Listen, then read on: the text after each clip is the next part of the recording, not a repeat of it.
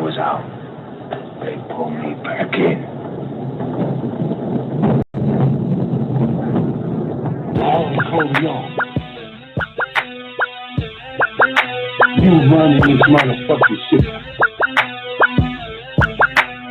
All Nicoleone. You running this motherfucking shit. All Nicoleone. Broadcast Radio. The Broadcast Radio. The Broadcast Radio. This Vagina Power Hour. This Vagina Power Hour. This Vagina Power Hour. This Vagina Power Hour.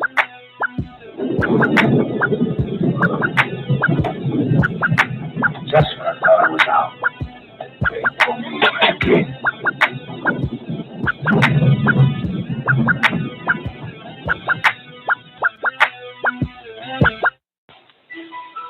What is wrong with you? Why are you so angry? First of all, ain't nothing wrong with me. Secondly, I'm not angry. Okay? I'm not angry. You seem angry right now. No, I'm not angry. This I am. I don't have no hostility at all. Well, do you have to be in control all the time of everything? I don't have to be in control all the time. I ain't got no problem with that. Then why do you get so angry? I don't get angry. I keep trying to tell you and that judge that I do not get angry. If somebody do something to me, I do something to them. This is common sense. So you believe in getting even? Hell to the yeah. Why do you feel the need that you got to get somebody all the time? It's like, get them. You don't think that's angry? If they got me. I got to get them. Yeah, that's what it is. Well, what you call getting God is a whole lot different than what other people call getting God. It doesn't take much to get you, does it? No, when you getting God and somebody done got you and you go get them, when you get them, everybody's going to get God. Yeah, but if you get somebody that you say got you when they didn't get you to begin with, then you're getting the Godders when they didn't do anything to you. Yeah, but if the Goddard get me, I'm going to get my Glock.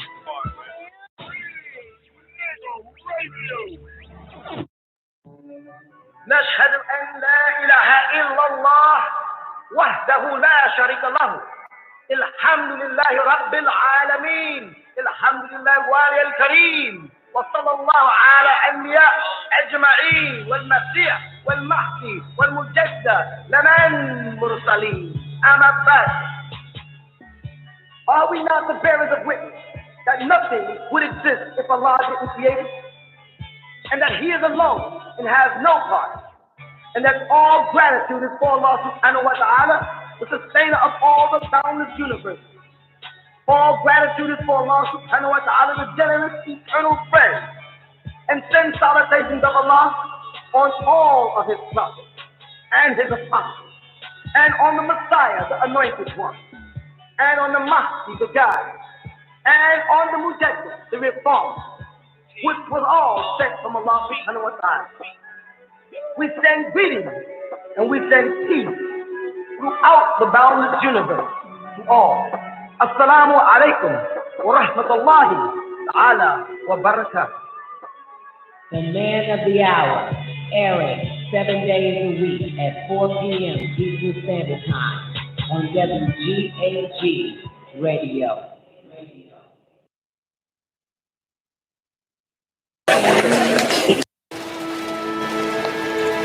That face that is usually covered by her phone. What about going out to the movies on Saturday until your room was clean? These kids got everything on instant replay. And until we destroy that system, we'll never be able to change the children. So I'm saying the things that appear to be abnormal today are going to be every day. I mean, talking to dead people is going to be as simple as knowing your relative's telephone number. To the other side. You say, well, Uncle so-and-so died 3 or 4 months ago. He was a hell of a carpenter. And I'm trying to build this project. I don't know what to do. And you say, well, his father said, well, my brother, oh, shoot, his number is, let's be good. 777-777. He get on the phone and say, 777, hey, how you doing? Oh, I'm fine. How you feel? How do I feel? I'm dead. How am I supposed to feel? How do you feel? You the one with all the aches and pains. That might be a sense of humor from the other side. It ain't funny to us sitting here with a toothache. You with me? How do you know that that's not going to be as normal as turning on a TV? How do we know that? Because a stealth plane, a hover jet on television last week, they were showing a plane that goes up like this, boom, and takes off. Right? Before, all we know was thrust. Thrust was like figure out a way to throw the plane. Now it goes up in the air and goes boom. The United States is saying, tag, if we'd have had these back in the First World War, we could have did to their butts. And System in Time says, but you didn't. But don't doubt the possibility of talking to spirits on the telephone. Don't doubt anything when you live in this day and time and you see the technology that exists today. You understand? I was just driving along with a young fella, and he got this detector for radar. I don't have one in my car, I didn't think about it. I'm like, what's that thing? It's going to put it. So what's that? He said, you see the box over there? He said, yeah, one box says somebody else got one. So somebody got one what? One, he said, yeah. And it's telling you that somebody's coming with one? Said, yeah. Then another day, I said, what's that? He said, someone's activating a microwave oven. I'm like, we sitting in a vehicle driving along 127. And somebody's cooking their food in their house and we're seeing it in the car. You mean tell me them frequencies are in the air like that? Because of microwaves? Oh yeah, just saying if it fills up, that means the police is there. The whole screen fills up, that means the police is there, so I can watch the police. I mean, see, all I know, I didn't know this, I'm talking, this is today. All you guys are like, you didn't know? No, I didn't know. Like, I could be, all this time I've been getting chased by these cops, I could have one of them and you never had.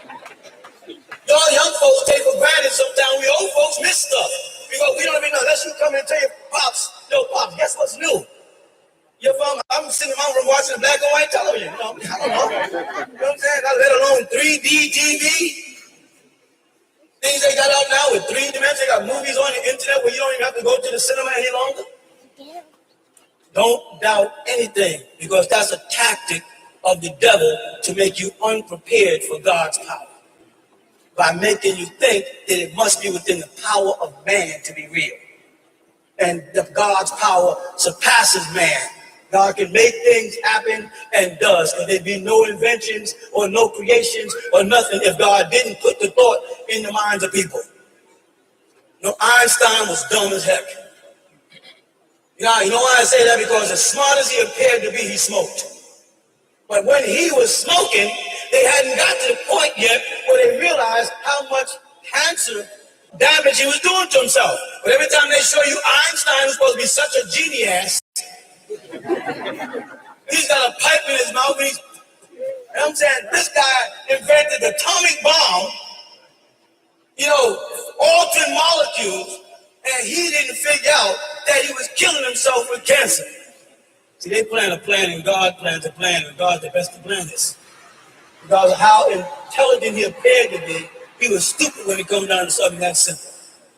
That we, or they, sister, that you was asking about, is pertaining to beings that protect it. Today they got them too, but we don't have it. We don't have that privilege or that luxury. I mean, you get hit by a truck out there, that's it for our butts. But those rich folks up there, they got body parts. They got to force themselves to die. Some people just live on. They got some people like Bob Hope. Bob Hope is older than Santa Claus. I hate to talk about our own late President Carter. But Carter's jumping out of planes at 80. Anybody who jumps out of a plane knows your body is not equipped to jump out of no plane at 80. You can't even jump off the toilet at 80. So he must have conditioning. What I was going to ask is, do these bodies that they've got, are they in stasis or are they living and then they just pick them up off the street or something? So. I like to say they bring them over the street. That sounds like a movie. I like to work with that. No, once they clone these bodies and they speed up their cell growth, they put them in suspended animation. They have what's called cryogenics. Right? Now, the thing wrong with cryogenics is the brain cannot be reactivated. It turns to mush once it's frozen. But they've proven that most other organs in the body can be revitalized. But the brain, once you lose that brain contact, which is that oversoul you're talking about, so they're not concerned. So if a president has brain damage like Kennedy, when they shot him, he still lived, NASA's island for a long time but he was in a wheelchair. He was brain dead. So they really couldn't bring him back to the forefront of politics. So he just lived his life out there in Greece. And Jacqueline pretended she married Onassis, and that's how the story went. Didn't stop because now everybody's eyes like, what the heck? I just realized what I'm saying is new to some people. Just by the look on your face. I know y'all think Kennedy died, did y'all? Okay, you did. All right, what else? Anybody got a question? Yeah. Robert, is there a cure for sickle cell? Yes, there's a cure for everything, including death. And you may not believe it, because I'm hoping you young people hear me. There's a cure for everything. The thing is, how long do you want to live? Right now, you think you want to live forever, right? Right? But if you was Bob Hope's age, would you want to still live forever? Let's look at it this way. Now that they're on the borderline of communicating with the dead, and now has been confirmed by certain scientists that there is some form of life after death. Correct? Now they have all these psychics out there that are proving beyond a shadow of doubt that they have the ability to communicate with the dead. Or that's what it appears to be. Ask yourself, what happens once you know for a fact that when you die, relatives who passed away to bring you over? Think about it. Understand? How many times has any and every one of us decided, I'm fed up with this life, I don't want to live no more? Don't lie, because everybody who pretend you ain't got a little insanity is crazy. Almost everybody out here at one time or another got fed up with life and said, I just had it. You follow? But you was too punky to commit suicide. You thought jumping in front of a train was going to hurt. So you're still here giving us a hard time. But suppose you knew, beyond a shadow of doubt, suppose you knew that once you passed, that your relatives, your greats are waiting for you, and they got a hand stretched, and they take you into a new world. Suppose they did this by communicating with you before you passed. You know what I'm saying? What would happen? For one, when an officer says, pull over. Think about it. Pull over. You say, get out of the car. Excuse my English, but I'm telling you what you say. No, I'm not getting out of the car. I'll shoot you. Woo. You know, big deal.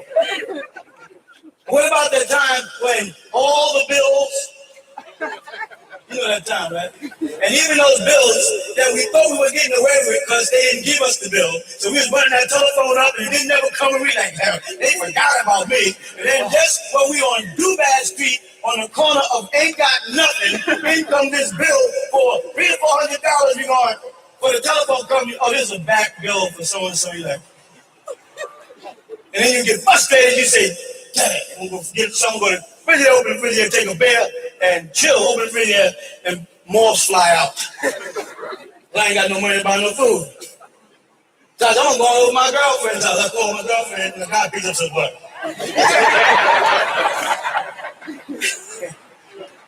You follow what I'm saying? I'll just get down, go downstairs and go for a drive just to chill downstairs. It says empty. Hell, I'm just going to get some money for some. Yeah, get some money for some. I don't want to live no more. Don't say you haven't been to that road before where you don't want to live no more. But if you had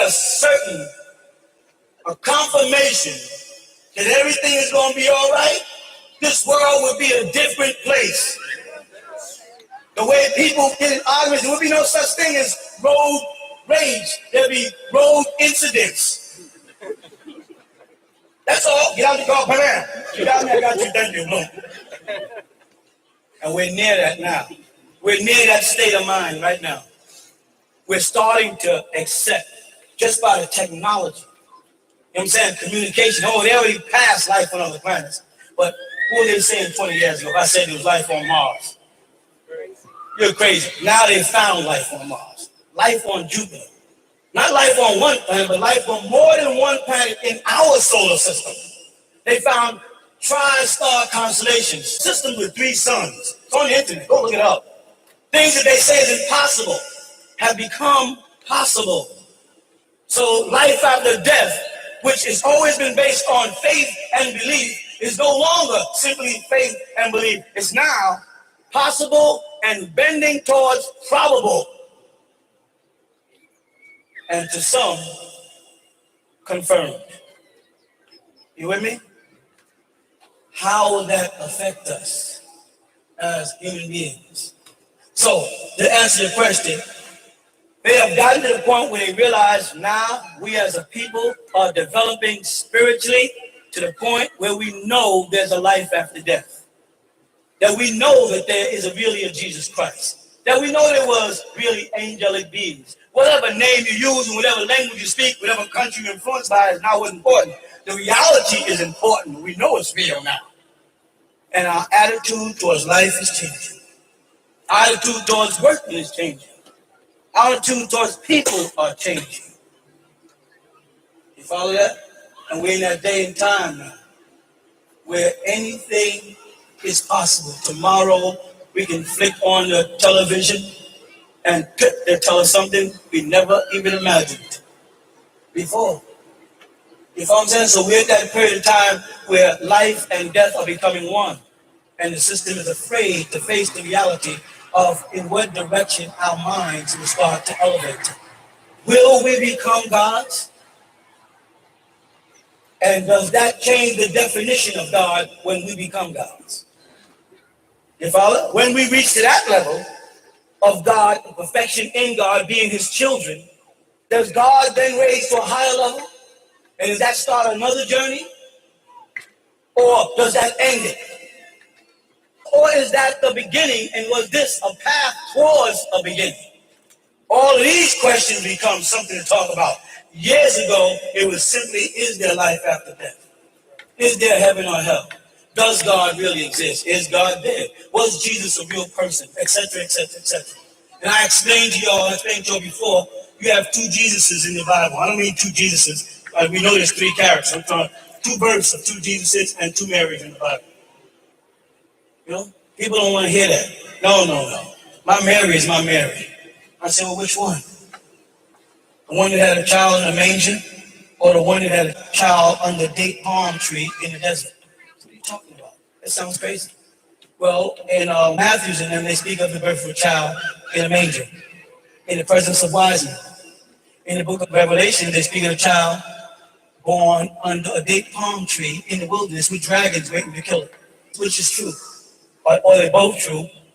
They'll say, well, that's the mystery of God. I don't want the mystery of God. God said, you shall know the truth, and the truth shall make thee free. I don't want the mystery. I want the fact. If you can't give me the fact, step down off the pulpit and let somebody who God inspires stand up there. Let somebody who has the answers get up there and get down. Stop the preaching and start the teaching. Stop trying to be a good person and just be a good teacher. And let people become good people themselves. Because what you are, you are. What you're going to be, you're going to be. Whatever is grown in you, it's like a tree. Whatever that thing's going to fertilize this ground enough, something's going to grow through here. Whatever it's going to be, it's going to be. I may not see it through, but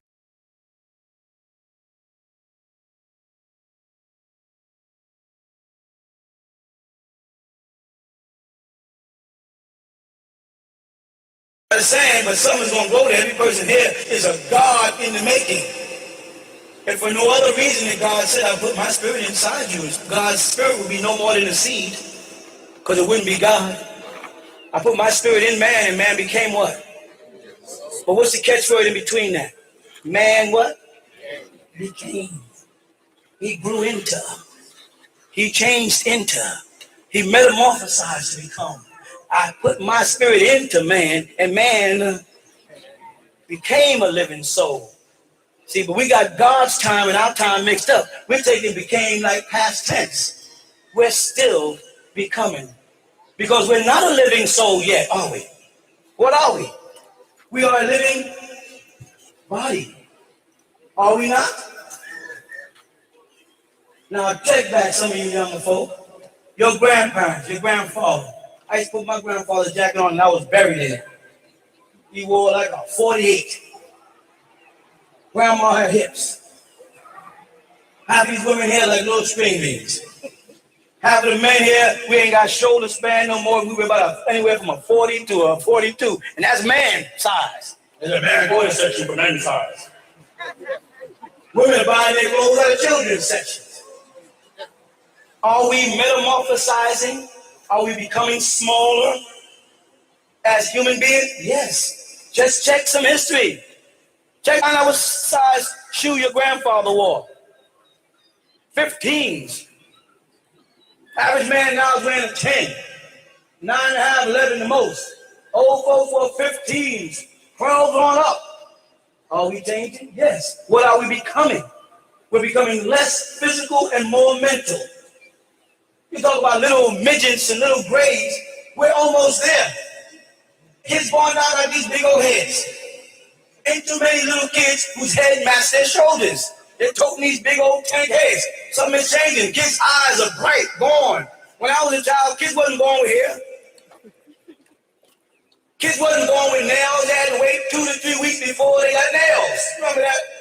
Now kids come out full, nails, some with teeth. Is this not a fact? I mean, we learned to run, you know what I mean? Crawl on one leg, then crawl on two, then move around with stuff, and then get up and stagger and fall. Children now come out and do this. They're walking. What does that mean? That means God's plan is still at work. We're behind time. Misinterpretation. People not looking at the word of God. And that's why I said in the beginning was the pay attention to the words of God, not the sentences of God. You can't even get past God's words, and here you are trying to interpret his sentences. Let's do it word by word. Remember when anything was possible? It still is.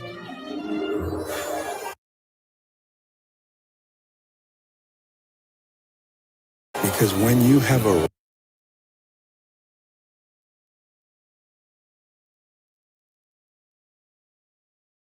life, got that?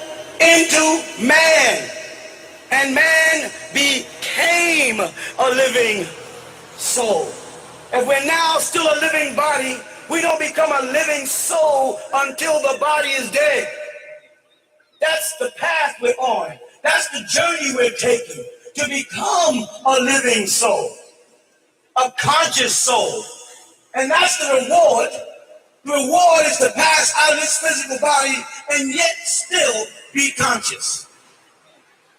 There are lost souls.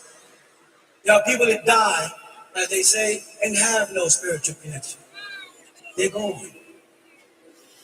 Some people don't dream. Some people don't dream. Some people don't dream in color. This is real. They don't have no spiritual connection. And when they pass, that's it. This is as far as they're going. Because they'll never make it to the state of a living soul. Man became a living soul. You may say, well, became is past tense. Past tense in our time or God's time. Because it says in the Bible, what? One day to God is like 1,000 years. So his idea of past tense and our idea of past tense is a great difference. What is the journey then? What is the path we're on? To become a living soul. And what happens when we become conscious of that? We become in tune with that reality that we're becoming a living soul. And we accept that reality. Then what? Then we're God. We talked about that. It's in The Wizard of Oz. The journey led to a little person behind a mask pretending to be God. Do you realize that's why they're mad at you and I? You know, that's why they're mad at Nuwapians, Nuwabs, or whatever they call us when they can't pronounce it. You know why? Because they say, he says he's God. And they don't realize they're quoting something in the Bible. When the priest said to Jesus, we're going to stone you because you say you are God. And Jesus said, isn't that written in the law? I said, ye are gods. They still tried to stone him. They don't like us because of our consciousness, our connection with God. The reality we're starting to say, we are children of God. The Bible says God has children. And the sons of God saw the daughters of man. So, if there's sons of God on earth, and there's daughters of men on earth, who are the daughters of man? And what is their destiny? Because the sons of God's destiny is to return to the bosom of God, to be with, as, and of God, to be one with God. That's our path. So there's some other people walking around the planet. Whose children are they? Huh? Children of the devil. That's Genesis chapter 3, verse 15. It says, I put iniquity between your seed and her seed. And we're her seed. We're even Adam's seed. So the devil has people are walking next to you, walking with you, eating at the table with you, working with you, flying next to you on the plane, sitting next to you in the car. You don't even know this fool got marijuana. He didn't tell you that when he got in the car. He knew it because he purchased it. He knew it was illegal when he got in the car with you. But he didn't have the time to tell you, I got this marijuana with me and it's illegal. Because he knew doggone way. You said, we just put it on my car. Then police pull you over. And the police said, let me see the dollar. He passed his driver's license to the police and this fool yells out, why you pulling us over? This fool got the marijuana. You don't even know about it. He said, nigga, shut up. Guys, get out of the car. They searched him, and next thing you know, you're in jail. The only way he said, man, he just messing with us. Man, this is racism. Man, this is harassment. Man, this is nigga, that was the devil sitting next to you. Now, you're looking for the devil to be white. That would make you feel so comfortable, so convenient to say, oh, all white people are the devil and all black people are gods. Crap. If you believe that white people came from black people, then you believe the devil was black before he got white. If you teach that black people existed on the planet first, and archaeologists, paleontologists, and everybody agrees with that, right? Then if the white man is bad, he came out of you, then bad came out of you. So now who be the father of the devil? Who that is? Talk real. Who it is? Came out you then, right? You want to face that reality? Can you tell the truth about yourself? Or can you only tell the truth when it's others? When the black Muslim want to stand up and say, all white people are the devil, and all black people are angels. Crap. I got some uncles, I know the devil. I probably got uncles saying about me, I know that nigga devil. And saying, they didn't reveal that. But it's inside. The devil's walking with you every day. I'm trying to give you a message. Y'all who are aspiring here to become one with and as and of God, be on your guard against the nearest person to you. Smiling faces tell lies. Or what? The backstabbers. Watch out for that best friend. You understand? Anybody who wants to be your best friend has a purpose. Friends are not something you pick up along the way. Friendship comes from trust. How many people had people they thought were their friends and stabbed them in the back? I should say how many people didn't, because I know 99% of us did. And I trusted that person, and I would do anything for that person, and they stabbed me right in my back.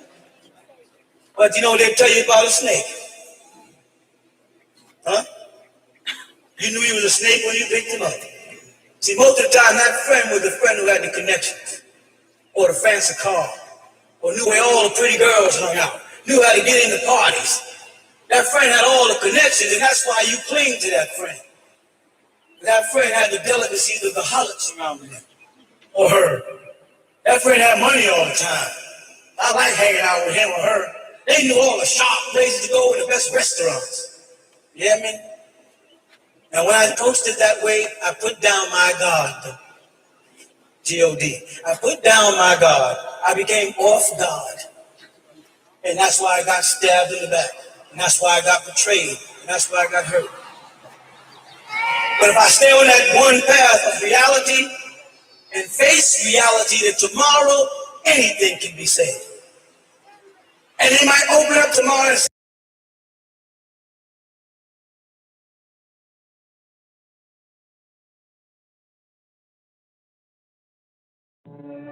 نشهد أن لا إله إلا الله وحده لا شريك له الحمد لله رب العالمين الحمد لله الوالي الكريم وصلى الله على الأنبياء أجمعين والمسيح والمهدي والمجدد لمن مرسلين أما بعد. Are we not the bearers of witness that nothing would exist if Allah didn't create it, and that He is alone and has no part, and that all gratitude is for Allah subhanahu wa ta'ala, the sustainer of all the boundless universe.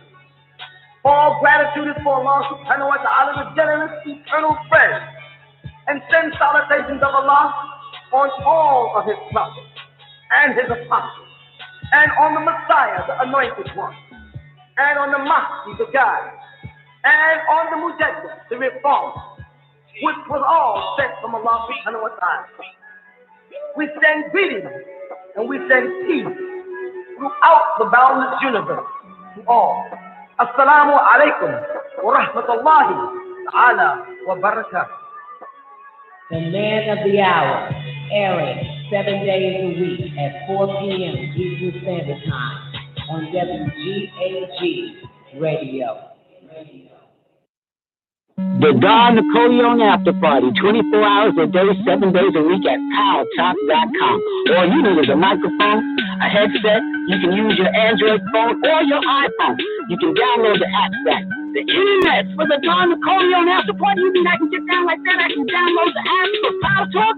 That's right. You can join us via Georgia Gossip, Facebook. It all goes down here. Controversy in the room. Oh my God, we talk about a lot of shit here. Let me tell you something.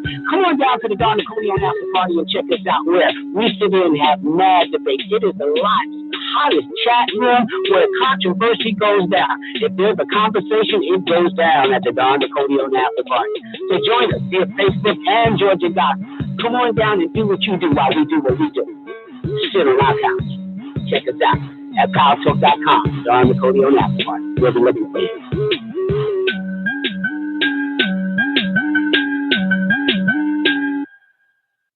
Yeah, I'm throwing D's on a Cadillac, rhyme through the cat, a nigga buffing Burt Baccarat. You a fucking liar, faggot, never saw me from a crack. Bash your fucking window when I drag you out your Pontiac. Tell your mom the zombie sex, fucking have a country act. Gag a bitch and shove her in the dryer at the laundry mat. Cocaine and insomniac, sipping us a cognac. Who the fuck from Albertuck? I want my fucking money back.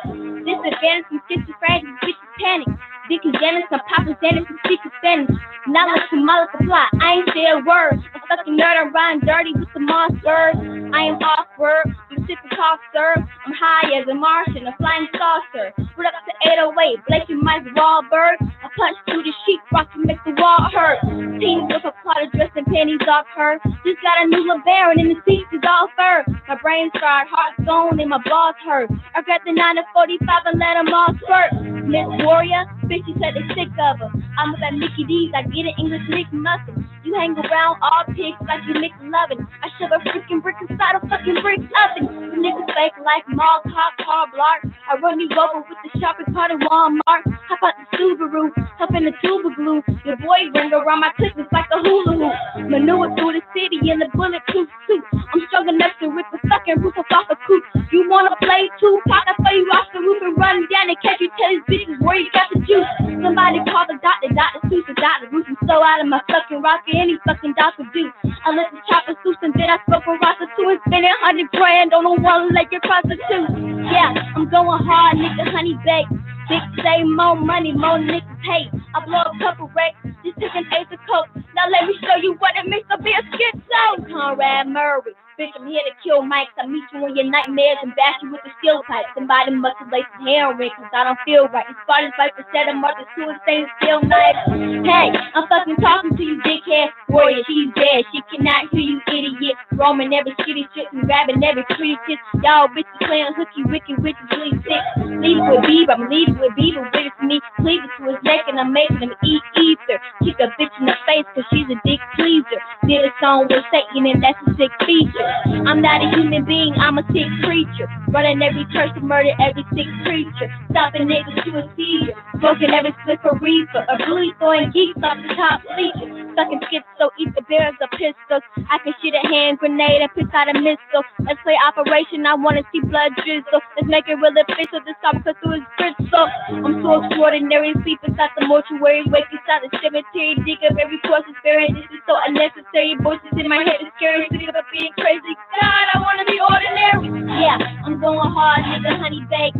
Bitch say more money, more niggas hate. I blow a couple records, just took an ace of coke. Now let me show you what it means to be a schizo.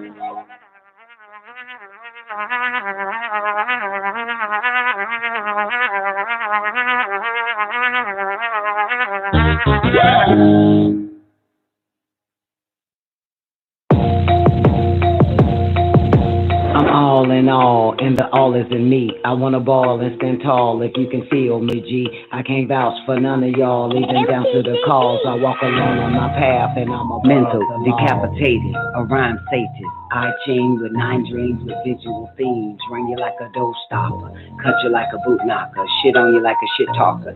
Dip them like bees on sycamore trees, burning leaves daily. Roof darker than Alley Paley. This I say baby, a deity from Pleiades. World under like Hades. I swallow Shambhala like breast milk in bottles. These anorexic for them starving models. With holographic images, building pyramids like Ramesses, Millennium Egyptian styles. With hieroglyphic tiles. Eating out the blue Nile while using a sundial. I'm all in all, and the all is in me. I wanna ball and stand tall if you can feel me, G. I can't vouch for none of y'all, even down to the call. I got niggas from bald heads to lock dreads. That once down Nicoleone legs on bed spreads. Why? So they can see my whole inside.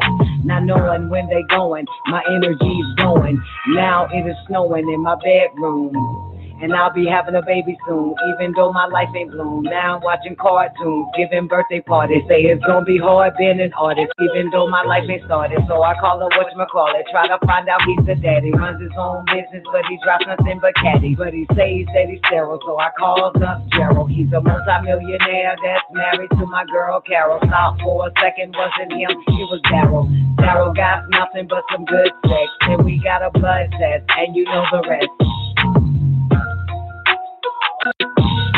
I'm all in all, and the all is in me. I wanna ball and stand tall if you can feel me, G. I can't vouch for none of y'all, even down to the calls. I walk alone on my path, and I'm above the law. Ain't no tissue while I dish you, so dry your fucking tears. I'm the God you love to hate, the one that you were supposed to fear. You can act sincere, but your words speak loud and clear.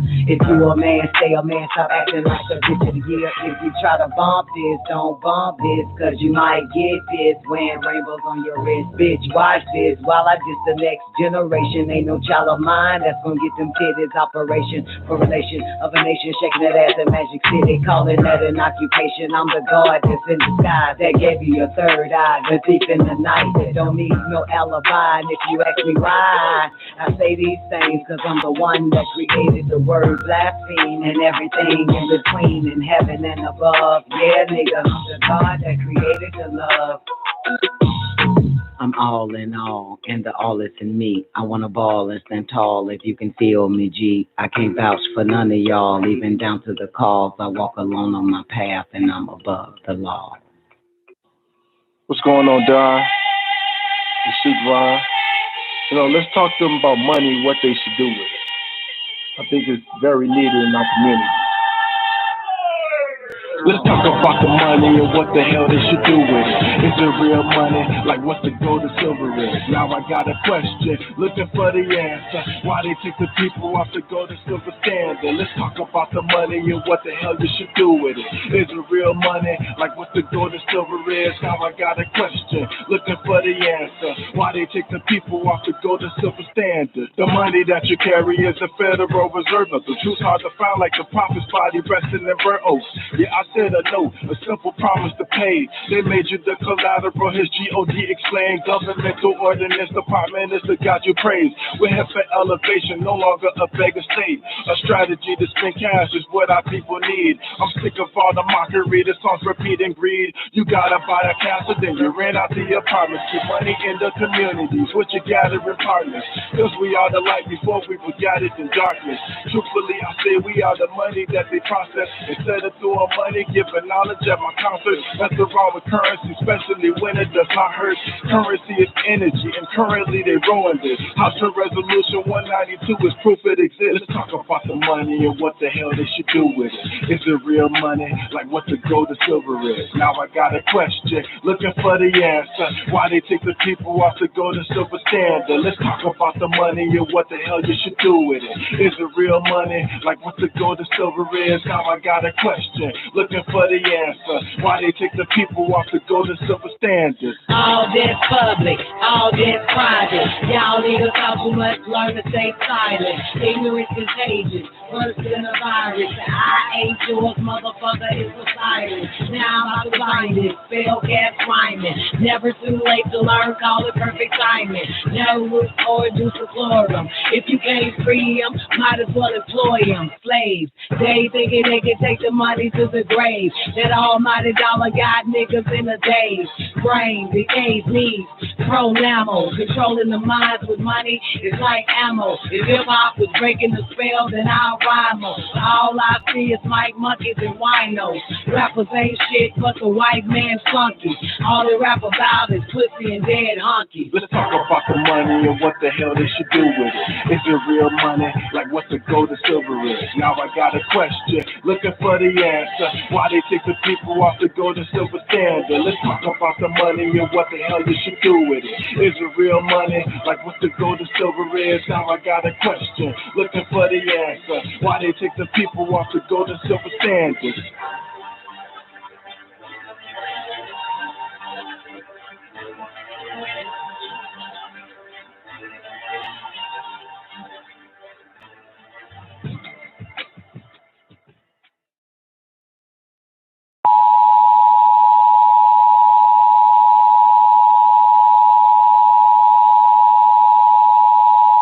We interrupt this broadcast for breaking news.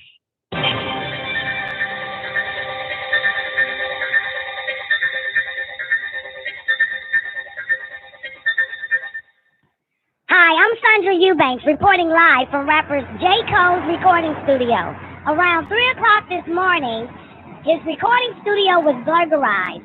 J. Cole was not there at the time. There was no signs of forced entry. However, the perpetrator did not damage or take anything of value except one thing, the verse he was featured on with hip-hop rapper Lil Wayne, Green Ranger. And a note was found in place of it that read, "You won't be needing this," signed the Rhyme Burglar. P.S. Lil Wayne, you're next. So it seems that the Rhyme Burglar is coming for Lil Wayne next. Local police and FBI officials say this type of burglary is outside their jurisdiction and there is nothing they can do about it. I'm Sandra Eubanks reporting live from WGAG Radio, Georgia Gossip News Station.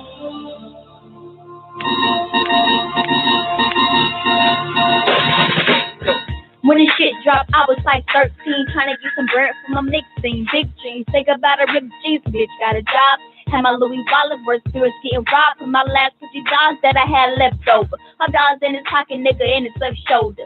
Minimum wage, 5.15. Jaguar on the whip, kept my shit clean. Actually, that was my mama shit. But I'm driving around town in my Obama shit. Middle class, my ass to the getter, take a gas, had to run the guns up the street and punish shit. But I'm headed for a scholarship.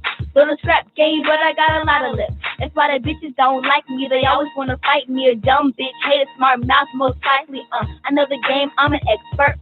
Bitch, how you gon' drop me if my legs work? Nigga, I'm gone. Showed up at the crib, tryna bone, and I ain't fucked yet, cause my mama always home. God damn, Lord have mercy. Please gotta let this little boy have herpes. So mama saying fast like Jackie doing a curse. See? Gold medals if they gave hoes medals. No rose petals on the bed in the ghettos. Wonder Woman sheets got her singing falsettos. Tall white tees, can't believe they used to wear those. White folks looking at them like they widows. Ha! So they was only kiddos. Grabbing 20s in the club, pocket full of Skittles. Trying to get the money was like trying to solve a riddle. Trying to get the digit cause I murdered instrumentals. It's that good old fashioned Mark Jackson. Fuck that I pass y'all, you call jazz and you're born. I don't play nigga, I'm Mark Maxson. Why am I not sick like a fucking Kardashian? I'm not asking white people, I don't need favors. I'm in the streets with the fiends, I done seen danger. My teenager, we party like teenagers. I'm in the Green Range, nigga, I'm the Green Ranger. Team Major, we party like teenagers. I'm in the Green Range, nigga, I'm the Green Ranger.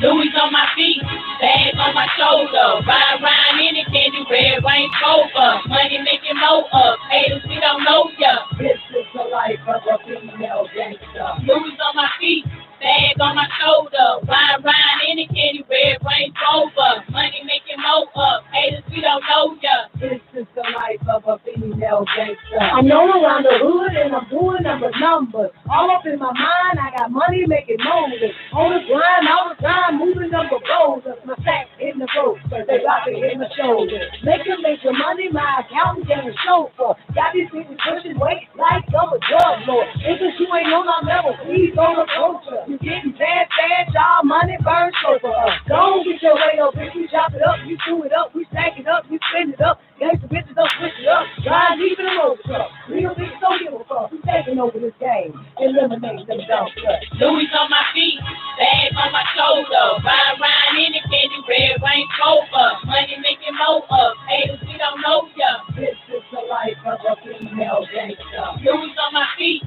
bag on my shoulder. Ride around in it, candy red, Range Rover. Money making more up, haters, we don't know ya. This is the life of a female gangster. Yeah, you already know Don Nicoleone had to get on this one, baby. This is dedicated to all them fake self-appointed niggas. The fame in Dr. York. In the name of Nwapu. One time for Dr. York. The master teacher ain't in jail.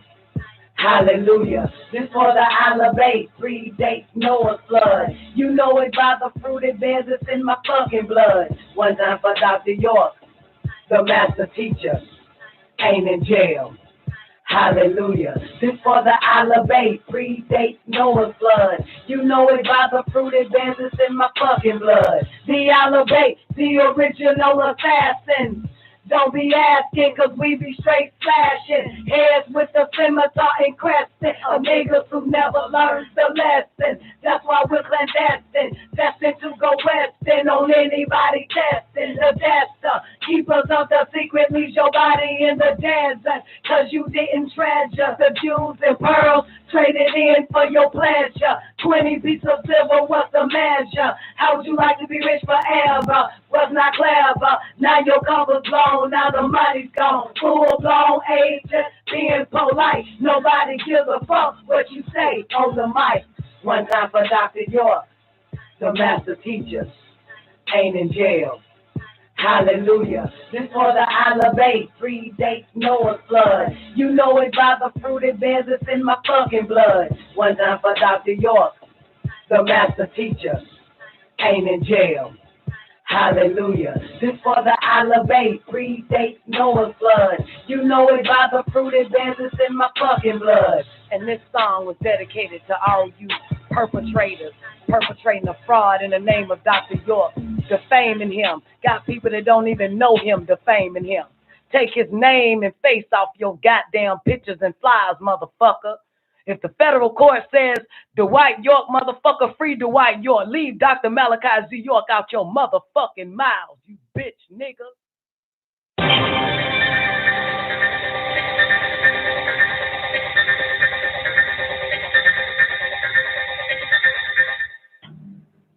Love doesn't got the job done, okay? Love doesn't work. Religion doesn't work. Nothing works. Hey, bitch, I do rich shit, huh? My money thick, hey. Walk with a limp, huh? I'm on some pimp shit, hey. He say you all about money, yeah. I'm on that cash shit, huh? I'm in my bag, bitch, huh? I'm on your ass, bitch, huh? I'm in that new shit. You on that last year, huh? Bitch, I do pimp shit, huh? Oh, you on simp shit? Ay, he say you all about money. Yeah, I'm on that cash shit. Show me your friends and I'll show you your future. Do you want your kid to grow up like the guys you hang with, that you chill with? Bill Gates doesn't hand. Money good. I ain't gotta worry about shit. Money good. Elon Musk doesn't hand. Money good. I ain't gotta worry about shit. Money good. Warren Buffett doesn't chill. Money good. I ain't gotta worry about shit. Money good. Henry Ford didn't chill. Money good. I ain't gotta worry about shit. Money good. Steve Jobs didn't chill. I don't chill. Money good. I ain't gotta worry about shit. Money good. Love doesn't got the job done. Okay? Love doesn't work. Religion doesn't work. Nothing works.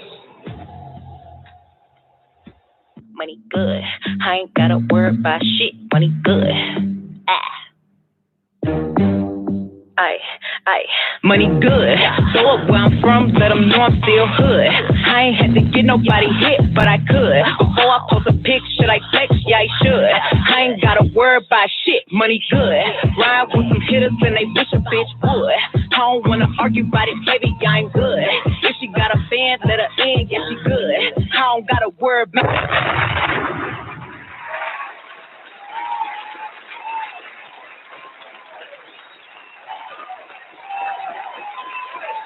Please welcome Nefertiti, Surviving the Game. Surviving the Game.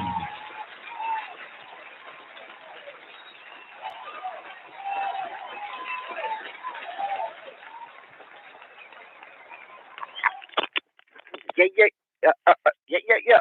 What's going on, y'all? Time to get into the money ground real quick, tell you what's happening. And these money markets voice a little hoarse, so excuse me for that little itchy scratchy. Let's start with always start with the government, right? We're gonna see what the government is doing. We'll just go with a little briefing over that the infrastructure bill that they're getting. Well, they have passed in the Senate, I think, the other night. And then the other one is going to be the spending bill through by way of reconciliation. We'll jump into that a little deeper tomorrow night on Hot Damn Politics, but a couple of the highlights of that bill, and that what is it called? The Infrastructure and Investment and Jobs Act. The biggest part that everybody talks about is the so-called quality child care expansion. I don't even know what that means. Like, anybody got to ask yourself, what does child care expansion mean? Does that just mean that they have more government child care centers will be opened? What does that mean? That you'll give parents?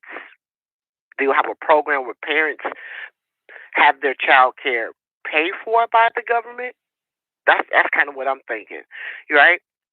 Because I don't know what it expands access to quality child care. I'm thinking maybe they give parents a particular voucher or something for child care, right? Meaning that, because I guess that's a big expense for a lot of folks, who work and have young children. Well, there you go. They also provide universal pre-K. I don't know. Universal pre-K, I mean, what? I didn't know it cost money to send your kids to kindergarten, or pre-K is just like, what? Pre-K would be like, I have no clue about any of this shit from the way I'm talking about it, because I kept all my children. I didn't give my children off to anyone. I guess pre-K is what? When they 2, 3 years old? Right? Something like that they give their, well, I don't know who's going to provide it. I guess the government is going to pay for it. That's what it sounds like to me. But the government will pay for those things. And they want to expand a child independent care tax credit. Now, what is that? Some folks are getting that now if they did not opt out of that program, right? If you had a return coming, right, based on you having children, then you're going to receive the child tax credit. I mean, I got it. I mean, I'm not going to front. You know what I'm saying? I had to do taxes for, for particular reasons, so my paperwork can be straight. So, I got 3 of them. So I made sure that I was going to get money back from the government, but you had an option to opt out of it, meaning that you get it in one lump sum, or you could receive it in a payment situation, like a payment plan. But just to know that that's the money that you claim. You know what I'm saying? That's your money. That's not the government per se giving you money. That's what you're owed back, right? It says so that's what they got. They said that's going to reduce, they called the cost for raising a family. They want to be able to try to lower the cost of living for families so then they can go out and try to close the wealth gap. That ain't going to close the wealth gap. I'm going to tell you that now. It's not going to close the wealth gap. A child tax credit and pre-K free child care is not going to close the wealth gap. You have to create and generate actual real money to actually close a wealth gap. See, this is all, they know how to package shit. And they know how to word things that make it people, to give them like a sense of things are getting better. Not saying that it ain't, but you know what I'm saying? But it's not really closing the wealth gap. It's an illusion to make you feel better about your living situation. So it makes your everyday, for most people, their everyday situation more manageable. You know what I'm saying? Because they'll have a little bit more money in their pocket. They'll have an extra $500 on the month. So you got that. Another part of that big thing is free community college, right? For 2 years. Again, they want to be able to people to be better able to compete in the labor market. Well, here's the thing: if they're not fundamentally changing what community colleges do, then that ain't really going to add much competition to the labor market if it's not going to be a skill labor-based type of community college. You know what I'm saying? I remember I would go to summer school at the local community college some summers. You know what I'm saying? And I'll just to stay on top of things or whatever the case may be. And I didn't see a lot of labor like skill set shit like ironworks. All the like new technology. We're gonna see how if they don't reconstruct what the programs that are inside of community colleges, then I don't know how much difference is really going to make for free for 2 years. We shall see. But that's the kind of stuff that they're doing. So, like I said, we'll get deeper into that one on tomorrow night. So, the Fed might be looking to raise the interest rates. They're going to have to soon because they got a lot of money floating out there. They got a lot of money floating. So if they got a lot of money floating, that means inflation is going to continue to stay high. It's not transitory. I don't care what they say. They lying. They lying when they say that the infrastructure is transitory, meaning that they saying it's only going to be for a short period of time. Bullshit. Inflation will be here for a while because they printed trillions of dollars, which made every manufacturer, every person that provides goods and services raise the cost of their product because they know that it's more money inside of the supply system. You know what I'm saying? The money supply. It's a whole bunch of money. So don't think that everything is on a supply and demand kind of situation. So when you have a lot of money in the market, it's going to cheapen the cost. Because not everybody has access to, everybody has, so-called disposable money, right? It's extra money that they're spending. So they're like, the manufacturer has to look at their cost of goods. How much does it cost them to have cost of goods? They have to be able to recoup their profit. You know what I'm saying? So they're going to raise price. Everybody's going to raise their prices along the supply chain. So that's what. So inflation, so to speak, high cost of living is going to be here for quite some time. See, and this is going to allow them to bring in other socialist type of programs. This is going to allow them to bring in universal basic income because they're going to say, well, people need help because prices have gone up, et cetera, right?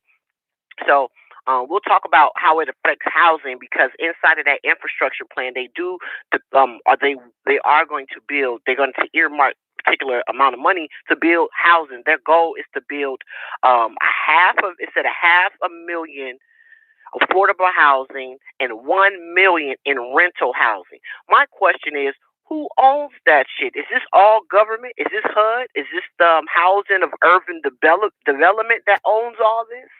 All right. Are they going to allow are they going to allow private companies to build the housing and then have access, to those programs, mean being compensated by having partnership with the government? It's going to be some interesting shit, because I have an inclination that the feds want to take over a large portion of all housing in this country. I don't know if they'll be able to do it, but I think there's some factors that are indicating that could be. Once again, as I spoke about, it's the mortgages that are all in the rears, in the red. And we'll see what happens with that. Okay. For the first time, check it out. See, this is. I need y'all, as I'm talking these things, I need y'all to see the pieces, the connect the dots. So inflation, right? Meaning cost of goods are going up. Housing is going to become, is already is expensive in particular parts of the country. Extremely hard for homeowners people who want to be homeowners to get in, right? We already know there's a lot of people who are still on unemployment payrolls. So as a result, what are you seeing happen? They said families are about to receive the largest benefit increase in American history in food stamps. Remember how they used to call Obama's years like the food stamp years, because he had a high level of people on food stamps during his presidency? Well, this right here, they said, is about to take the cake. It says the Biden administration has approved a significant and permanent increase in the levels of the food stamp assistance available to needy families, the largest single increase in the program's history. Now, I'm going to tell you why this is so. Check it out. You know why they're doing that? Remember when all this shit first jumped off, and I was letting y'all know about how they're going to bundle government assistance with the shot. Remember that? Remember I was saying how they're going to bundle SNAPs, WIC, government housing, bundle those services, and to put an underlying requirement will be the shot. You know what I'm saying? Just like back in the day, if you ever was on government assistance, there's certain things you had to do, like you had to go to school for X amount of days, or you had to get some level of training for a certain amount of time for you to receive your benefits. Well, guess what? They're about to add the jab to a part of your assistance. And to me, that is not by chance that they are expanding this shit to the largest, the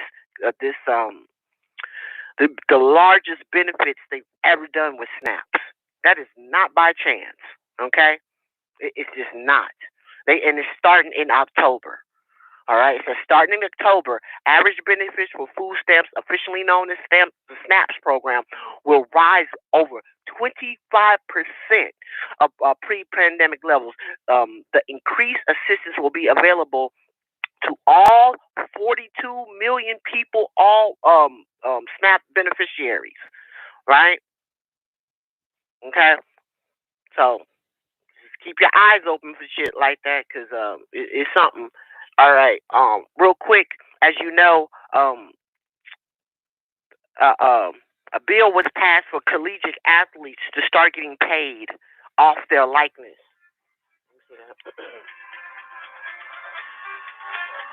Sorry, y'all. Here you go. They get paid off their likeness, right? So, but here's the thing about that. Every athlete is not going to be paid the same. Do you know how many? You only get paid as an athlete, really for real, if you're popular, if you are a high-level athlete.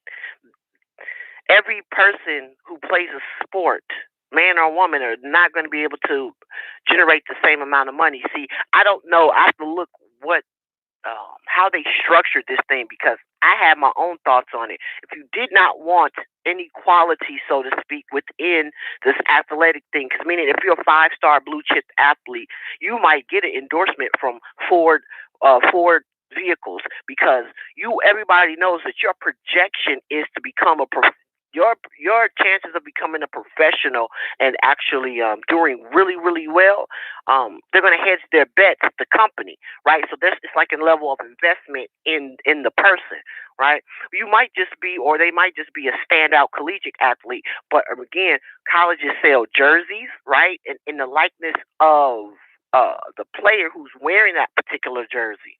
So I don't know if they're able to get money off that, but I always said the way I saw it is they should have one allocated pool of money, and for real, every college athlete should be paid the same amount. Let's say $30,000 for the year.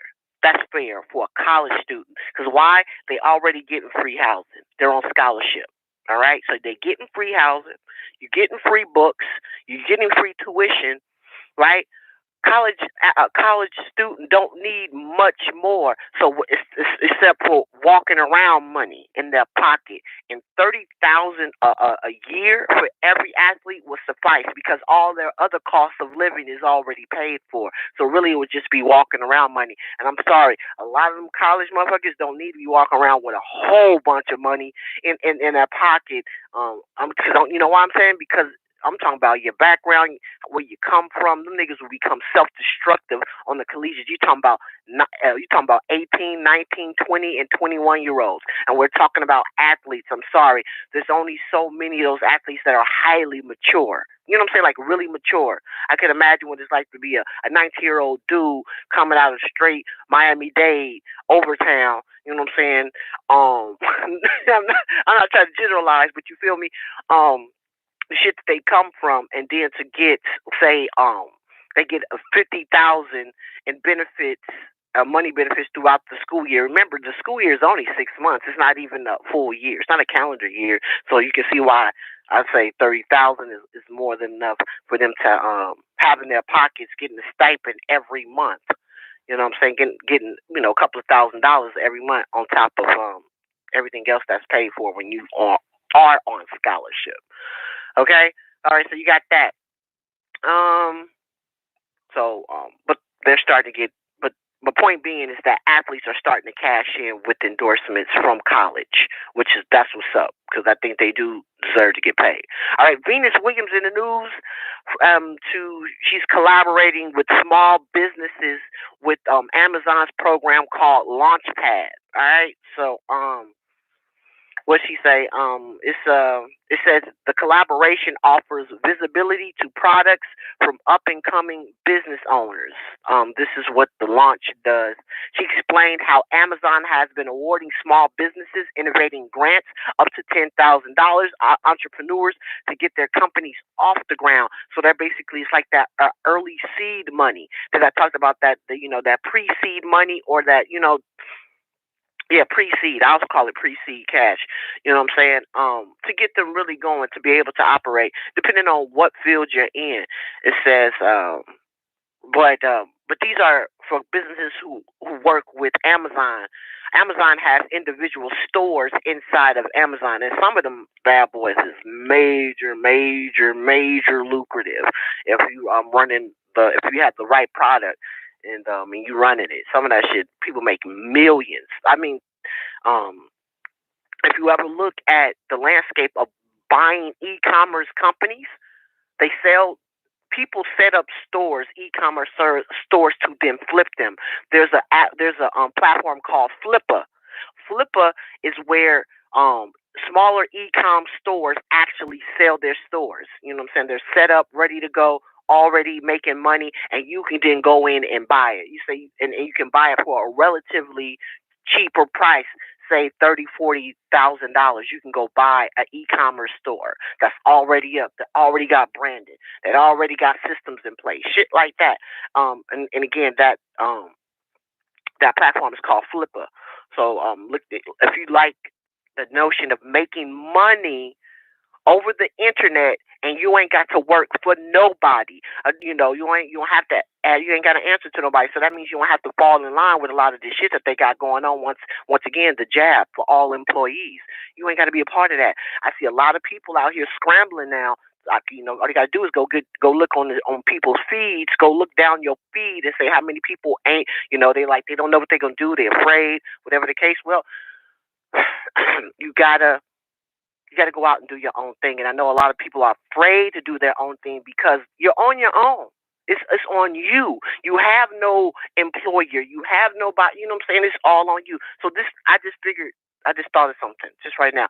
What I'm going to do is, for the MoneyGram for these next couple of weeks, talk about like how somebody can transition from an employee to entrepreneur, working for themselves. Because that, to me, that comes from a mindset shift from an employee to so-called a boss. Because it's not the same. The mindsets are completely different. And there's going to be levels of things that you have to actually build up within yourself to be able to execute these things, to put systems in, to be an operator. You know what I'm saying?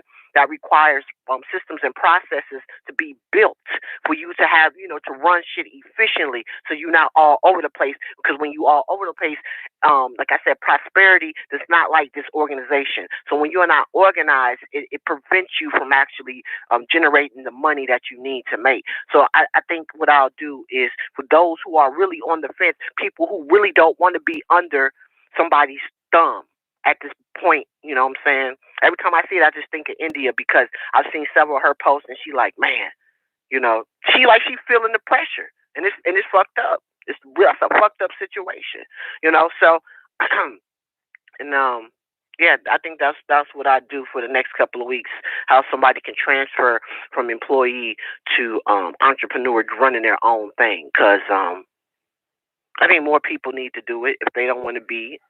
If you don't want to be under the guise of somebody else, this shit's getting real funky out here. So, with that being said, yeah, I think I'll end it on that, so I can then I can set up ways to think of how to put this together for the MoneyGram. All right, and come up with where ideas are already being put in the marketplace. Because just know this, you ain't got to come up with something. You don't have to be innovative to actually run a successful business, meaning that you don't have to create something that is not there, because most things are already been created, but you can just improve on it or add a little bit of your own spin to it, use your own level of creativity. So for one, I just thought about something. We got to talk about how to get people back into a creative state of mind. This is that's the biggest transition from being an employee to someone who runs their own show. It's the level of creativity. So motherfuckers have to learn how to activate their imagination once again. People have to activate their levels of creativity once again.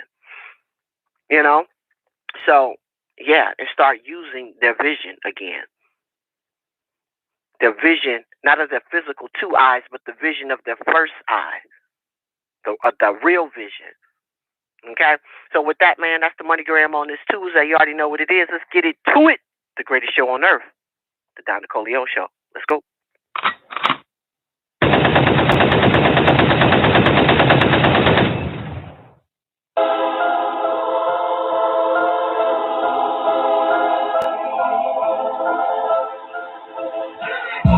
I'm strapped up, nigga, fuck a gun lock.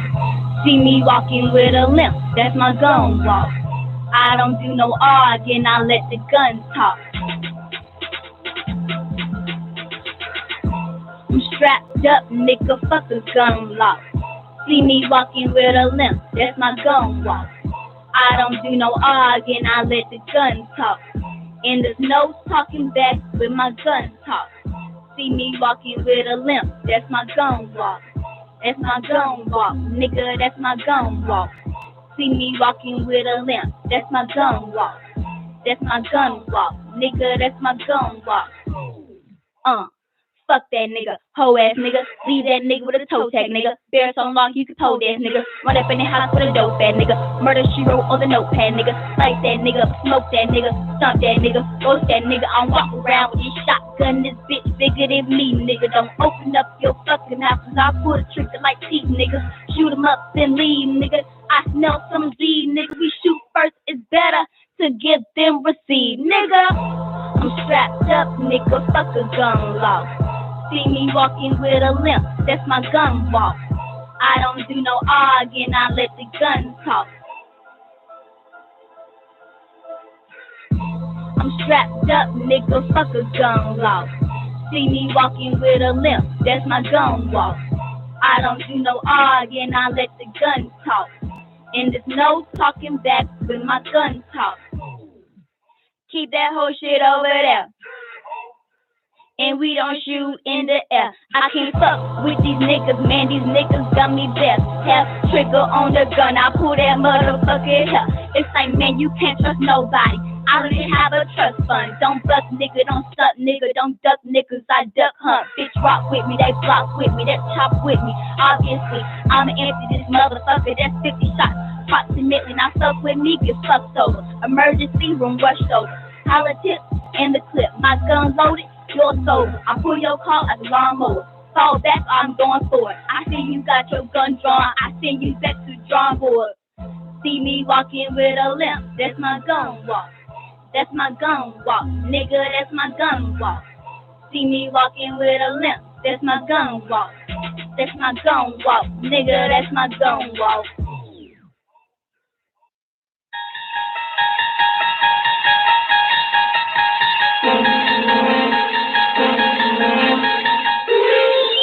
You unlock this door with the key of imagination. Beyond it is another dimension, a dimension of sound, a dimension of sight, a dimension of mind.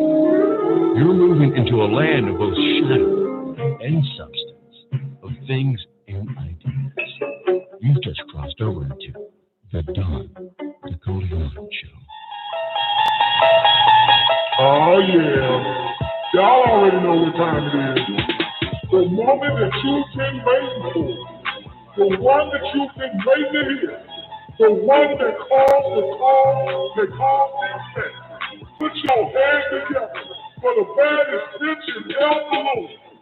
God, Nicoleone. Kuluwm, I'm in the love of the all, and all love is in me.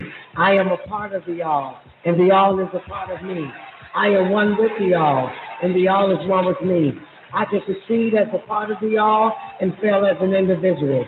I can be all that I wish in the all as long as my wish is to stay in the all. I'm never alone. The all is, I am. The all can, I can. The all does, I do. Kuluwm.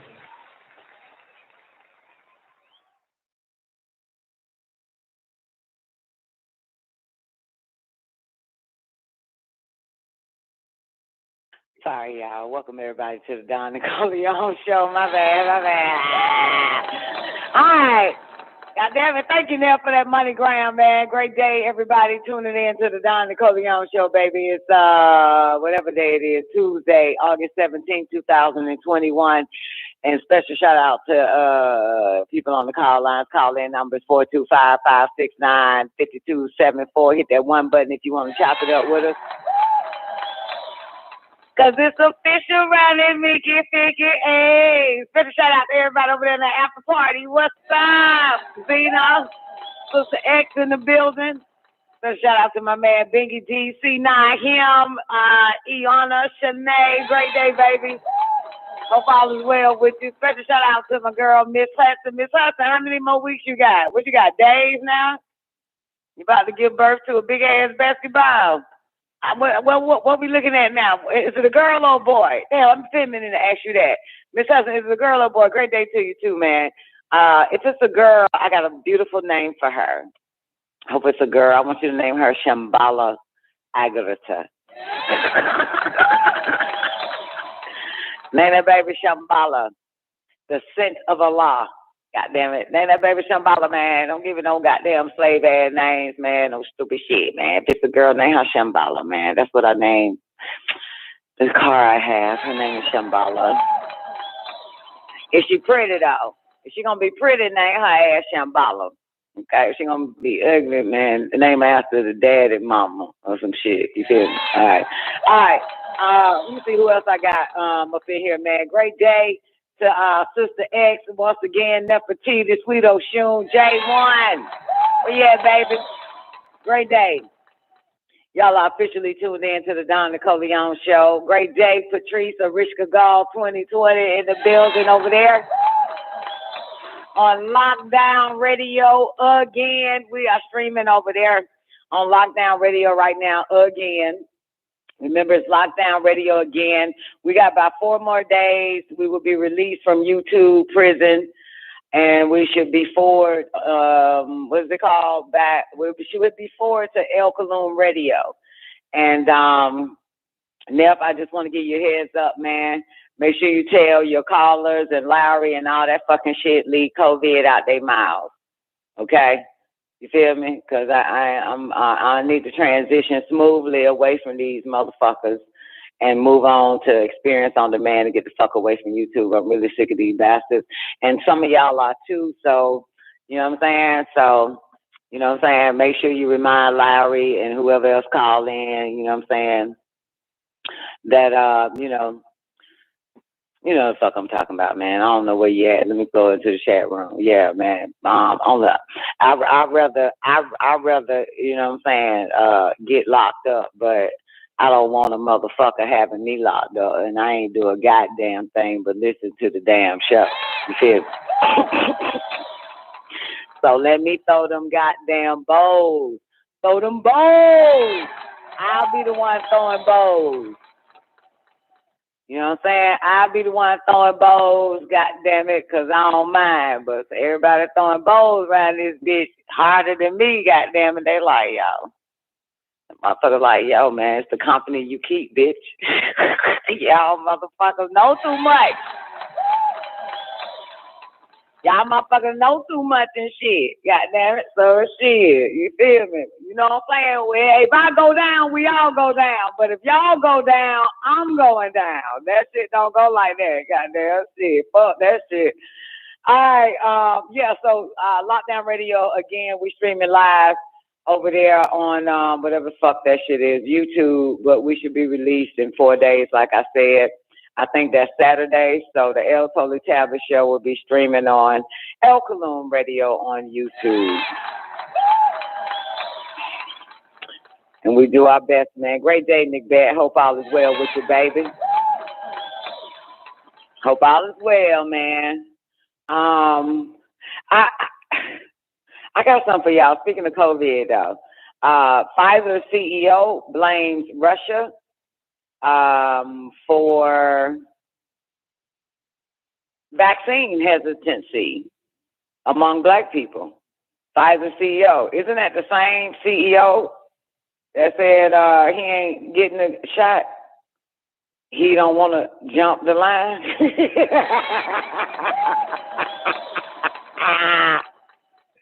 Didn't he say he don't want to jump the line and shit? So, okay. Never mind. Yeah, but Pfizer CEO blames Russia for vaccine hesitancy among Black people.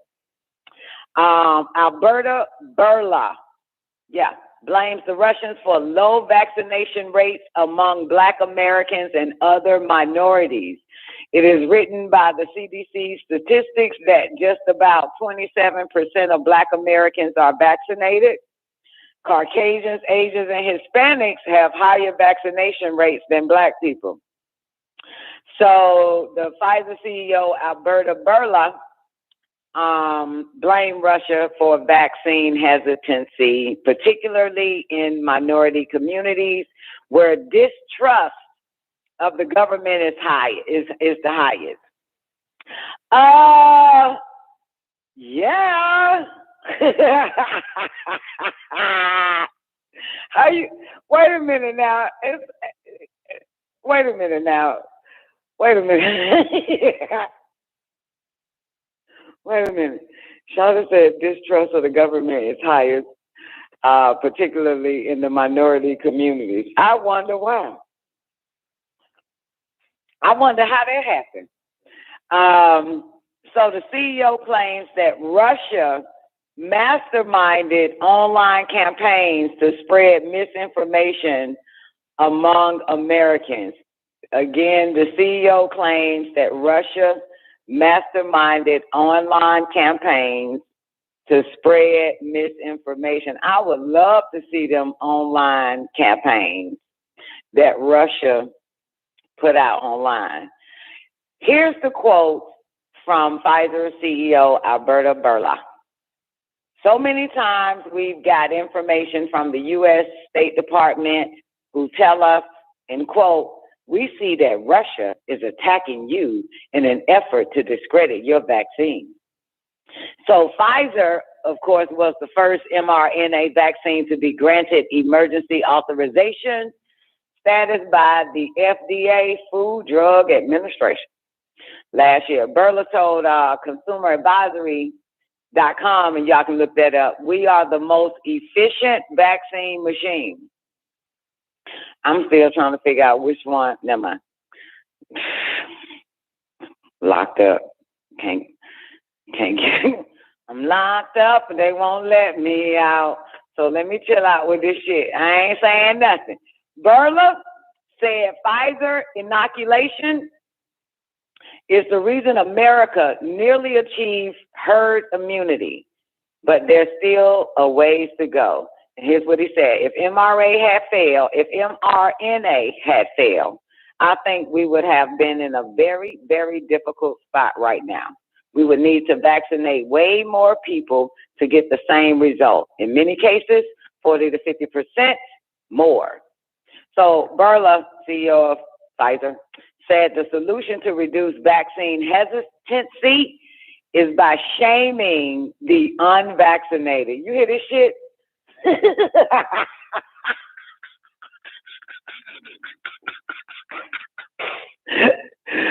Oh shit. Oh shit. Oh shit.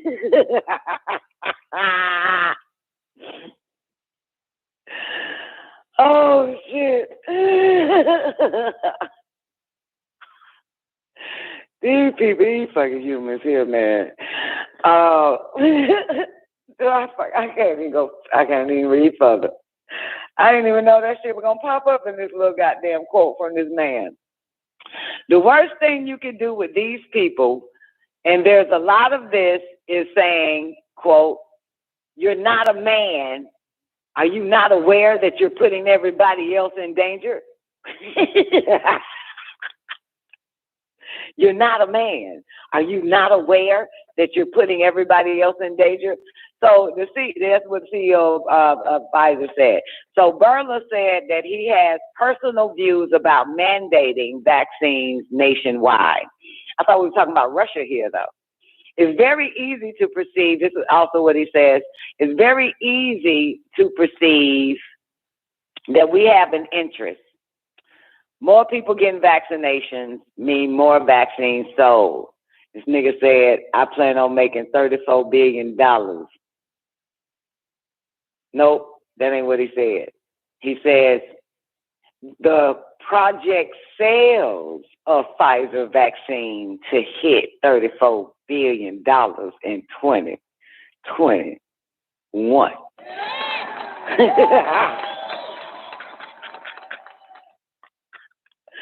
Now, $34 billion a sale. That's a sale. That's a product. How the hell are you talking about? That's a goddamn product. That motherfucker making more money than Prada. Shit, making more money than goddamn Louis Vuitton or whoever, Christian Boutin or whoever fuck them motherfuckers called. Motherfucker making more money than goddamn 34 billion shot of just off of boy. I'm only gonna quote one man, Henry Kissinger. That's all. I'm not gonna quote him. I'm just gonna say his name, Henry Kissinger. Henry, my man, Henry Kissinger. God damn it! You don't know what Henry Kissinger said? Then that's your dumb ass. God damn, boy, $34 billion damn dollars. God damn, I wish that nigga was my daddy. Damn, I wish that nigga was my daddy, man. Because that motherfucker said him and their kids ain't finna jump the line, shall we? We have to make that $34 billion goddamn dollars at the end of 2021. I made that 30 billion. 30 billion now, 34 billion, baby. Can you spell that shit? Can you spell 34 billion? Anybody can spell 34 billion goddamn dollars. Ah, damn. Damn, I wish I knew him personally. And motherfucker gonna be, and the company, Pfizer, gonna make 34 billion off that product. He's probably gonna make an extra 10 billion off of it as CEO. You know what I'm saying? $34 billion. Now he's gonna make about 10 billion off that, ain't he? As CEO, ain't he? He gonna get that bonus. Now, wonder they want everybody to get that shit. They got money at stake. Oh, wait, I'm not supposed to be talking about that. That's medical misinformation. Ooh. Now, wonder, goddamn, that's a product they want to have in everybody's house. Everybody got to walk around with that. God damn, 34 billion. People, they don't be seeing money, do they now? People don't see money. I just noticed that shit. I heard a few people, like, sometimes Doc will mention, you know what I'm saying, they can making a lot of money off of this. That's what Doc told me last night. And I said, as a matter of fact, I done seen just a regular old Negro post. Y'all need to make some money off of taking the, giving the COVID test. I made a lot of money just by doing the test. But this is bigger. This is big. This is big business right here, baby. 34 billion on this one. It reminds me, I don't know what I was watching or who I was listening to. Oh, I was listening to a Hindu on, what was that black guy named, Neff, that ran for president? And then the Godfather's pizza, Herman Cain. I was listening to Herman Cain a long time ago radio show, and he had a Hindu on there. And this is what reminds me of the company Pfizer, the whole setup, is when he mentioned Steve Jobs, the Hindu guy. He said that Steve Jobs created a need that nobody knew they needed.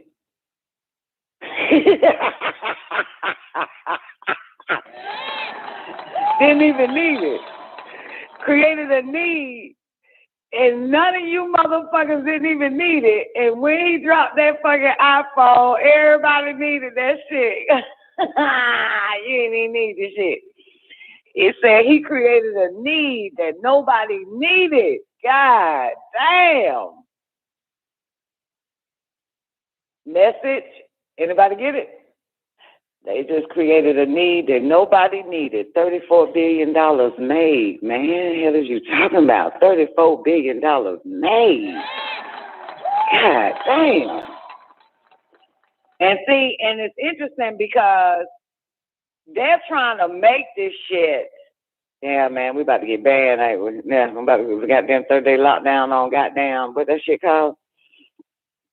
And solitary confinement. But it's just fuck. Okay, back to Russia. So that's, I mean, they won't let the product in Russia. He needs that product in Russia, Neff. You know what I'm saying? Goddamn it, they need that product in motherfucking Russia. So they can go and make that 34 billion. 34 billion. Listen, y'all, it's 7 billion motherfuckers on the planet. But don't forget, out of the 7 billion, they gotta shoot up 3 times. So 3 times 7 is what?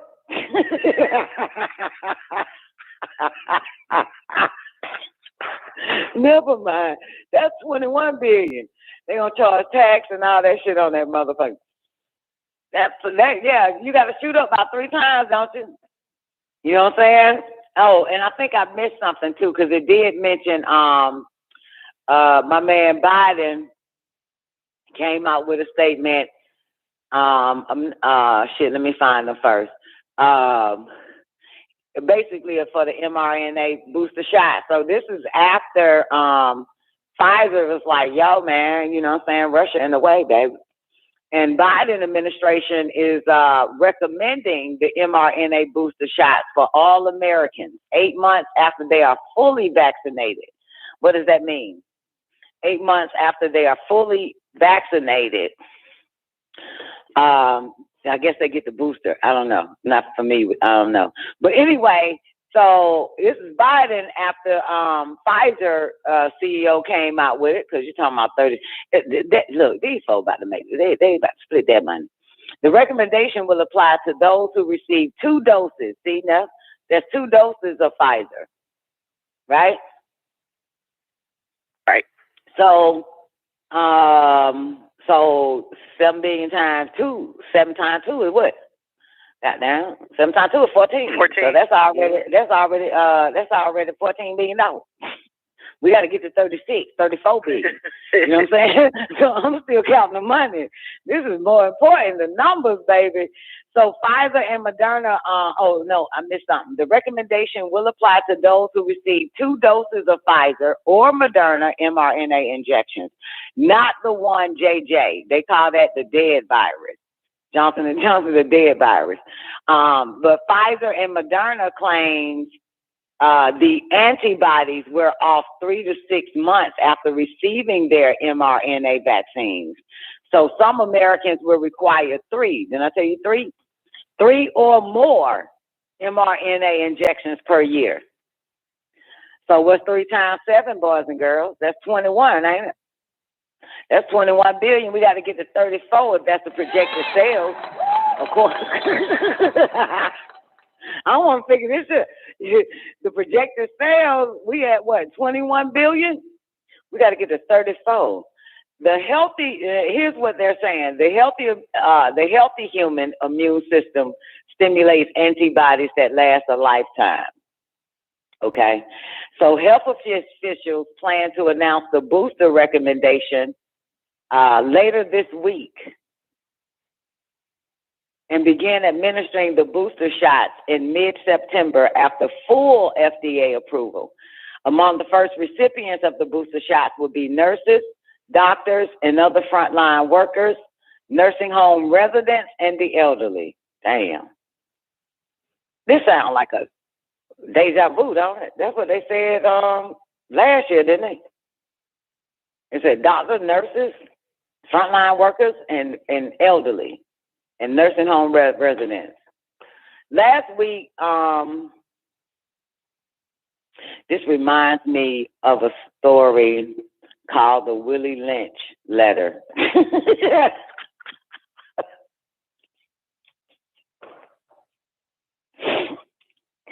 This reminds me of a part in the Willie Lynch letter. I'm sorry, boys and girls. Y'all have no idea what the fuck I'm being reminded of. In the Willie Lynch letter, Willie Lynch, I guess, shows up in a sense. Nobody knows who wrote Willie Lynch. I say it was a Negro who wrote it, but y'all niggas believe it was some Caucasian. And it can't be true. But I think a Negro wrote it because they had to tell the dumbass Caucasians, basically, don't beat your best workers, a.k.a. slaves, because then they ain't going to be no good. You got me? Because they won't be no good. So these people need to not beat the nurses and doctors and the frontline workers. They do not need to be the first. Those are your most valuable pieces, ignorant ass motherfuckers. You know what I'm saying? He said don't abuse them. You know what I'm saying? Don't beat them because you need them. So doctors and nurses do not need to be the first recipient. They need to be in that same line where the CEO of Pfizer, Bill Gates, and all the rest of them, they need to be put to the side. So these little goddamn retarded people need to actually read the Willie Lynch letter. So they have an idea on, you know what I'm saying? Like, that's not what you do. They are your prize right now. You know what I'm saying?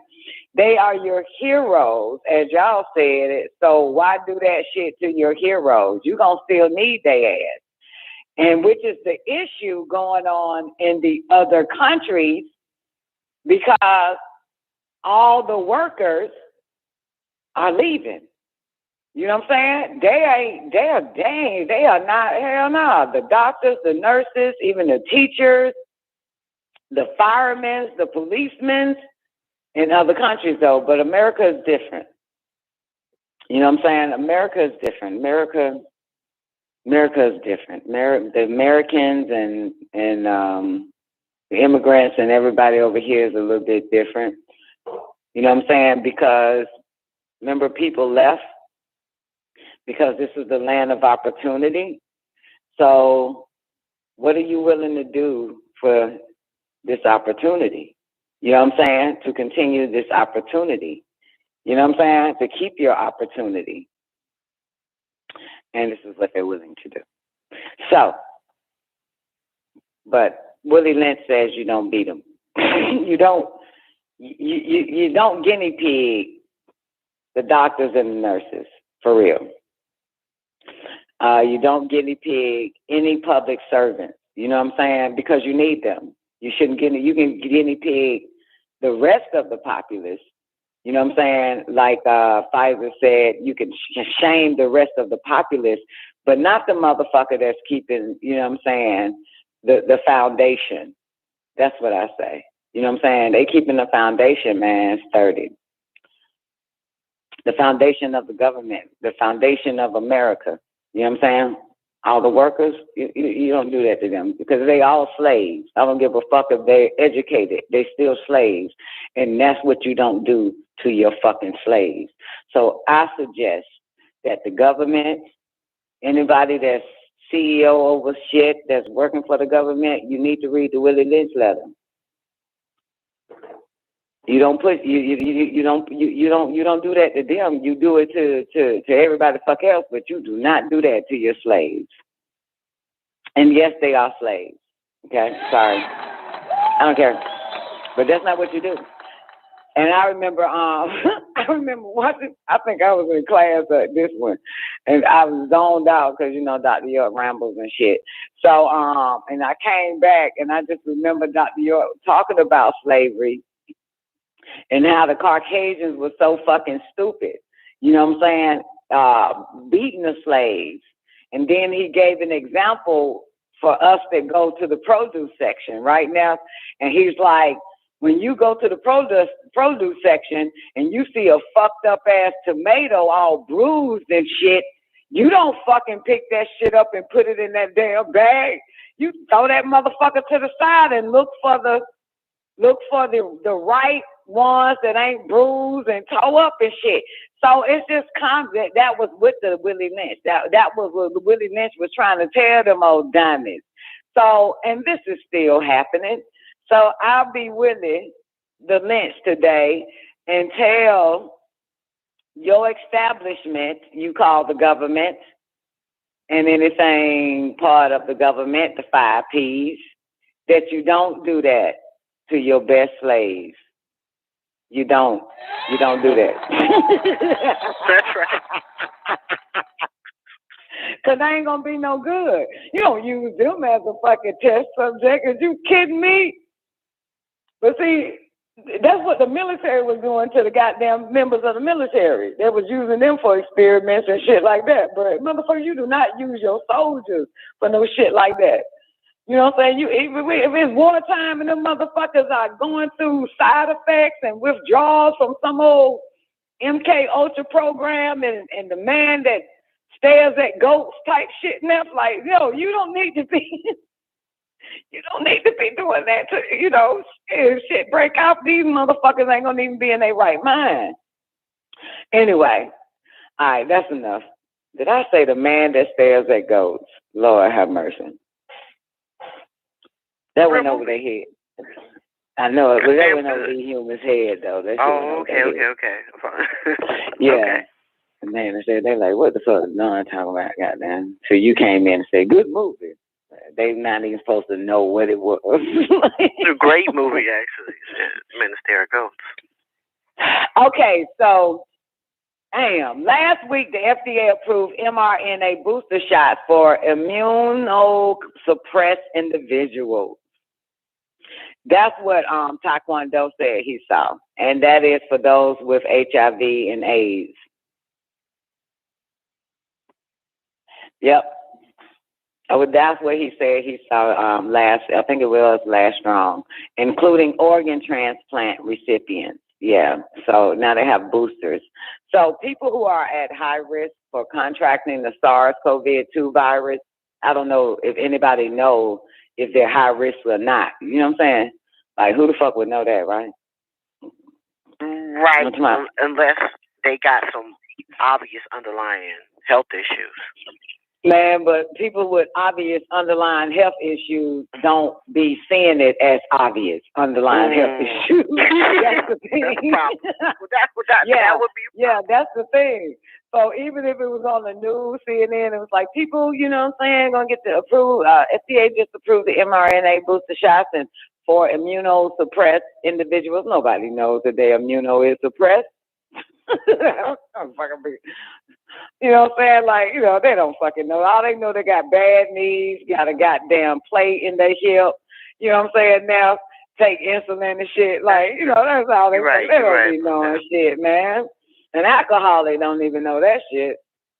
And actually, they like, really, like, I don't even think they're immunosuppressed. All that damn ether in their ass, that shit gonna kill any and every goddamn thing in their ass. That goddamn shit. That shit gonna kill everything. If it kills the liver, it gonna kill a virus too, goddamn it. Shit.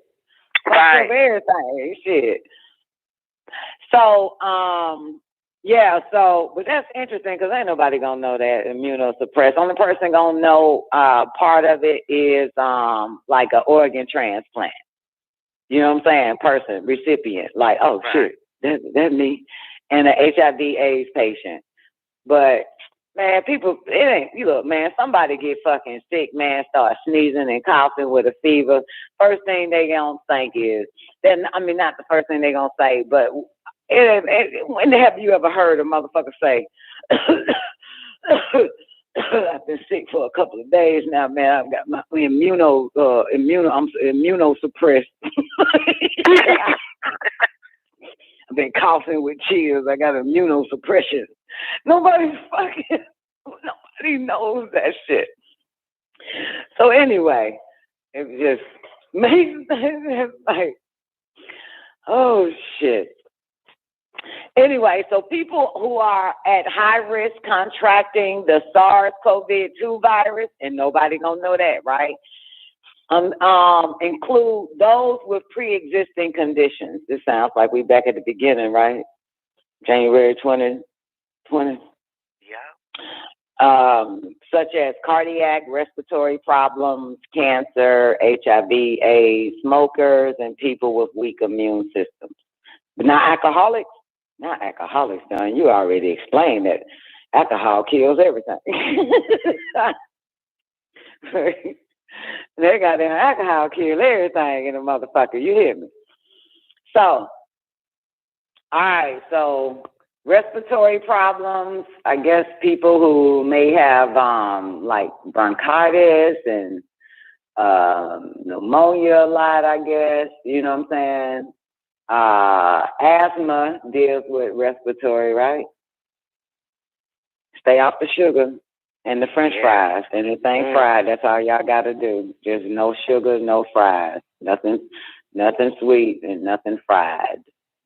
No fried chicken, no fried fish, no French fried, no fried egg. Nothing fried, you'll be all right. Yeah, and your little asthma baby. Stop giving it sugar and French fries. Smokers and people with weak immune systems. Nobody knows their immune system is weak now. I'm serious. It's so true.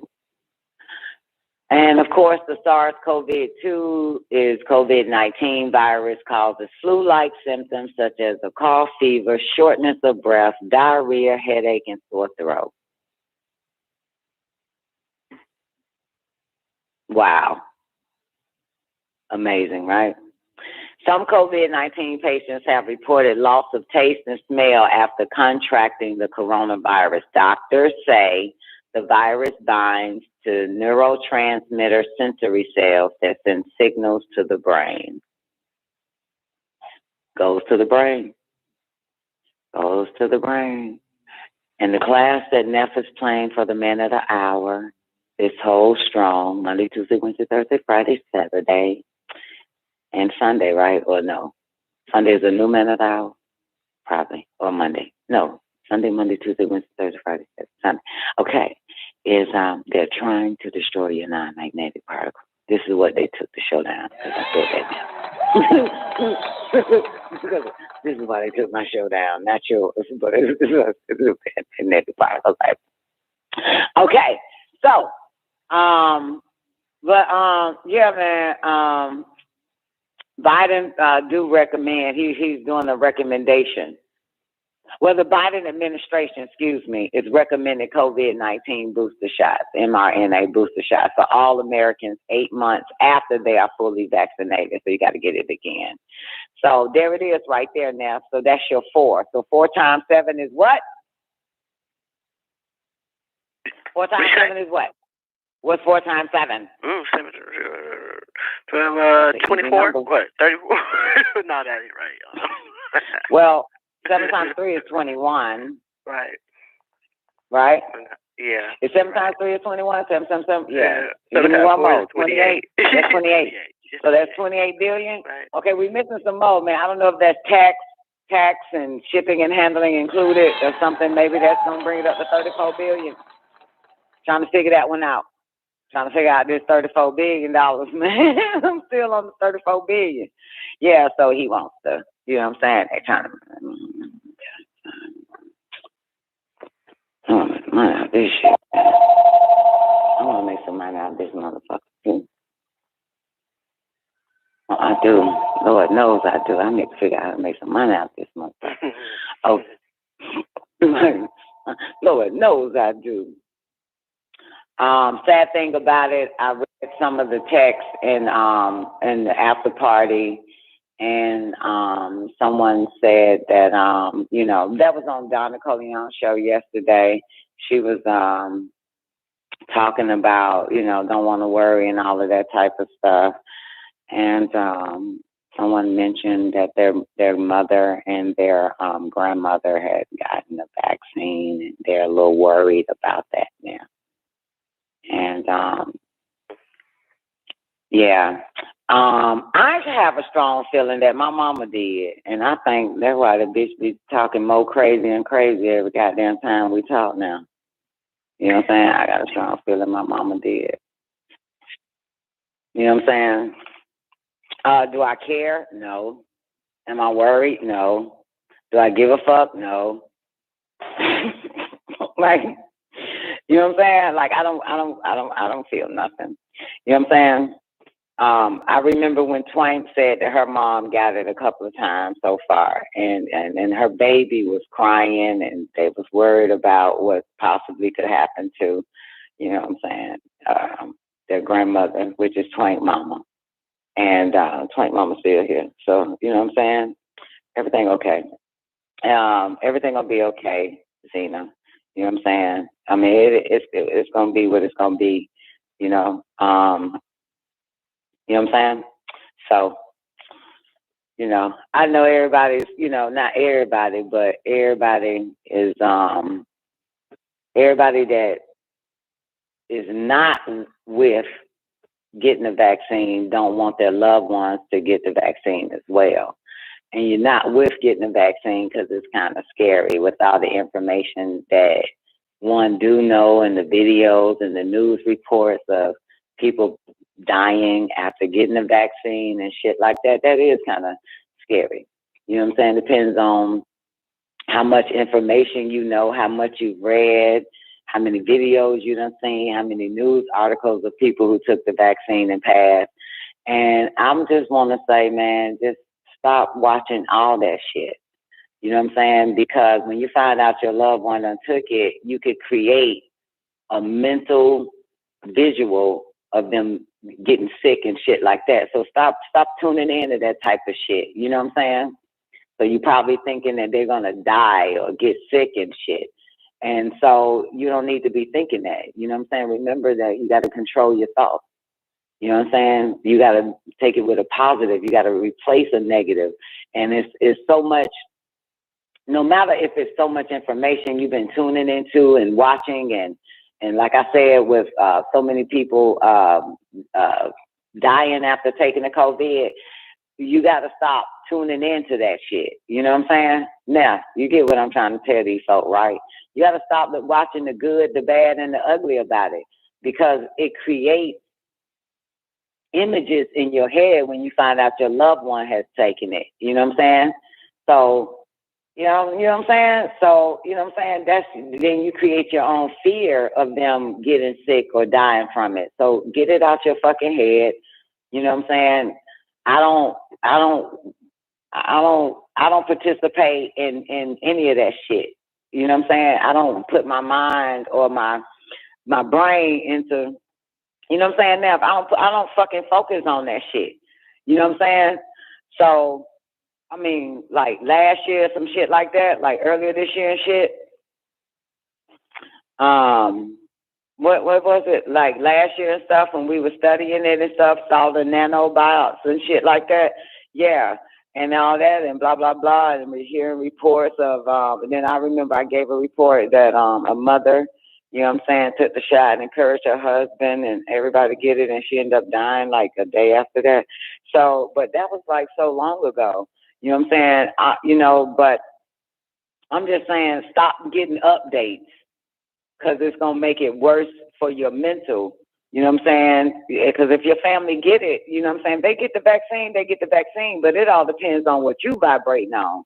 So if you fear because you done read so much shit on it, you know what I'm saying, and the side effects or maybe the death that takes from it, you know what I'm saying, you could be actually literally, you know what I'm saying, projecting that onto your loved ones that something bad could happen. So get that out your head, replace it with something fucking positive, and stop paying attention to BitU. Stay out of BitU. You know what I'm saying? Stay off of CNN, all you smart motherfuckers. Stay off the news and try to find out how many other motherfuckers got sick from it. Just stay off of that shit, because now you don't want to project that onto your loved ones that's getting the vaccine, right? You know what I'm saying? You don't want to do that shit. So you want to be able to have some positive fucking visualizations about it. So stop tuning into that bullshit. Good or bad. I don't give a fuck how many motherfuckers died. You just got to tell your goddamn ass, my mama and my goddamn grandmama ain't finna quote from this shit. The fuck? Give a shit. You know what I'm saying? You just got to psych yourself into psychic self-defense. That's what happens when you know too much. You know what I'm saying? That's exactly what happens when you know too much. And yes, you are right. But however, you can also change, you know what I'm saying, your whole family just by thinking properly. You know what I'm saying? You can change the outcome of anything just by thinking properly. You know, so they'll be okay. You know what I'm saying? You don't want to make it act like it's the end of the world and shit, man. You just want to change what for them, that ain't what you want to do. Now, for a motherfucker you hate, yeah, do that all day mentally on their ass. They of their getting sicker and sicker after goddamn doing that shit. But, you know, your family, man, you can send some green light, some health, some positive shit, like everything gonna be okay. You know what I'm saying? So, shit.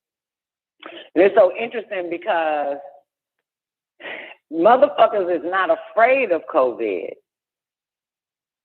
right? The ones that was afraid of catching COVID was the first ones to be the test, whatever you call it, the test cases now. And they went and lined up and got the vaccines, the different kinds or one set. It's the majority of the other ones is thinking, well, what if I want to travel? You know what I'm saying? What if I want to keep my goddamn job? What if I want to go to school? If I can't go to school, goddamn, you know? And so that's what they're using on everybody else. You know what I'm saying? So everybody else now is having these thoughts like, well, shit, you know what I'm saying? Like, fuck. Think of all the people who got government contracts. They weren't even thinking about getting no goddamn, they weren't scared of no goddamn COVID. They scared of losing, not their life, they're scared of losing money. They don't want to lose that government money. You know what I'm saying? The doctors, the nurses, they're not afraid of no goddamn COVID. The ones that they want to force now is front line. Technically, you shouldn't have to force nobody for front line, right? To be the first recipients of the shit, right? So, like I said, man, the majority of that up until when all the governments became, you know what I'm saying, God and shit, do what I say or we'll burn you up. Kick you out of heaven, motherfucker. You won't have no goddamn thing. And so now everybody is thinking, you know what I'm saying? Everybody, the teachers, the people that's in government contracts and the police department and goddamn, you know what I'm saying? Then regular motherfuckers, people that just typically hustle now, that make their own money. Okay? See, that's another shit. Yeah, they know it's people that make their own fucking money. But you can't make your own travels without an airline company putting you where you want to go. You know what I'm saying? And people make their own money, you know what I'm saying, like to go out to restaurants, you know what I'm saying, like to have a good time, and also travel, whether it's business or for pleasure. So it's like, shit, like, even they're thinking, like, what the fuck? Like, shit. You know what I'm saying? What the fuck? Shit, I don't want to be able to still goddamn travel and shit. So, everybody thinking. I ain't thinking. I'm just telling you that. I ain't thinking. Anybody thinking? Zena, you thinking? I ain't thinking. I ain't thinking about no shit like that. But the world is. Well, America is, but the rest of the world, we know the majority of the world outside the United States is like, fuck y'all. You know what I'm saying? Like, we ain't finna work at all. Fuck y'all. We're not doing this shit. So, you know what I'm saying? They walking off the jobs and they like, y'all, we're not doing it. So, but as far as everybody in America, they thinking. And that right now, Americans and people in America right now there are thinking. A lot of them in a dilemma. They're thinking. You know what I'm saying? They are really thinking. I ain't thinking because I don't give a shit. I ain't got nothing. I don't want nothing. So it's like that shit wouldn't matter to me. Like, I'm not fucking like, what the fuck? You know what I'm saying? Like, I have nothing. I want nothing. You know what I'm saying? I don't want to do a goddamn thing anyway out there with these people. Never have, never will. You know what I'm saying? So, but, you know, I gave up the world a long time ago. You know what I'm saying? So ain't nothing out there for me, so I ain't got to think about that shit. I have no goals. Look, Zena, I have no goals. I have no goals. You know what I'm saying? I have nothing. You know what I'm saying? I don't have shit. I don't want nothing. I don't want nothing outside of me. So shit, you know? So I ain't thinking about that shit. I done left this motherfucker a long time ago, goddammit. I left it. So everybody else is thinking. And not thinking about COVID. They're thinking exactly what that lady said about their freedom. You know what I'm saying? If they into this world like that, you're not when a lot of people are. Shit, if you don't know how to control yourself, your own destiny within the fucking system, then you're going to be beholden to it. You know? Shit, I was thinking about, I said, I'm not government contracting. Fuck that. I don't have to do that. I don't have to do none of that to prosper or none of that shit. You know, people got to make choices out here. Yeah, what about traveling? I don't have to travel. And You if I don't have travel, I to have a travel. car. You don't have to go a goddamn I don't have well. to get on the Right. airline. I don't have to get But on the where plane. will you go? Where will you go if you get in your car? Where would you go? Right. That's not the landscape. Yeah, if you get in your car, today. where would you go, Neff? Do you hear what I'm saying? If you, my question, if you get in your car, where would you go? It all depends what needs to be done. Oh, here you go. Right, and everything that needs to be done is what? Is whether it's, you know what I'm saying, you know, grocery store, whatever the fuck, you know what I'm saying, or you just get your shit delivered and shit like that. Right, you know what I'm saying? Just shit like that. But at the end of the day, it's not about how you make your money, because even the business motherfuckers is thinking. You know what I'm saying? They're literally thinking. The entrepreneurs is thinking how to pull this shit off. You know what I'm saying? Should I not? Entrepreneurs like to go, you know what I'm saying, on vacations and shit. They like to travel. You know what I'm saying? So it's not about a lot of them. All of them do. They fucking do. I don't shit, care about them motherfuckers. I don't care them about traveling. motherfuckers travel their ass off. The majority. We got Don Nicoleone, El Kuluwm Travels. I'm working on that, baby. But first, I'm gonna set up a lodge first. Open up my own lodge. Yeah. I gotta open up a lodge. I'm opening up a lodge, man. And I'm not getting my charter from none of these fucking men. I'm doing the first charter myself. Fuck, you know what I'm saying? I'm not asking for a charter from you, dummy. First, set up a lodge. That's key first. You know what I'm saying? And all the members would be protected under the lodge. You feel me? And we'll have our own self-sustaining fucking situation from there. I'm getting in place while the rest of you motherfuckers twirl your fingers and think you're going to be great in this motherfucking nigga shit. You are not going to be great in his shit at all. You can only be great in your shit. You know what I'm saying? You're never greater than the master you serve till you become the master you serve. That's it. But, you know, who am I? You know, sound like how men should talk, don't I, Zena? This is how men should be talking.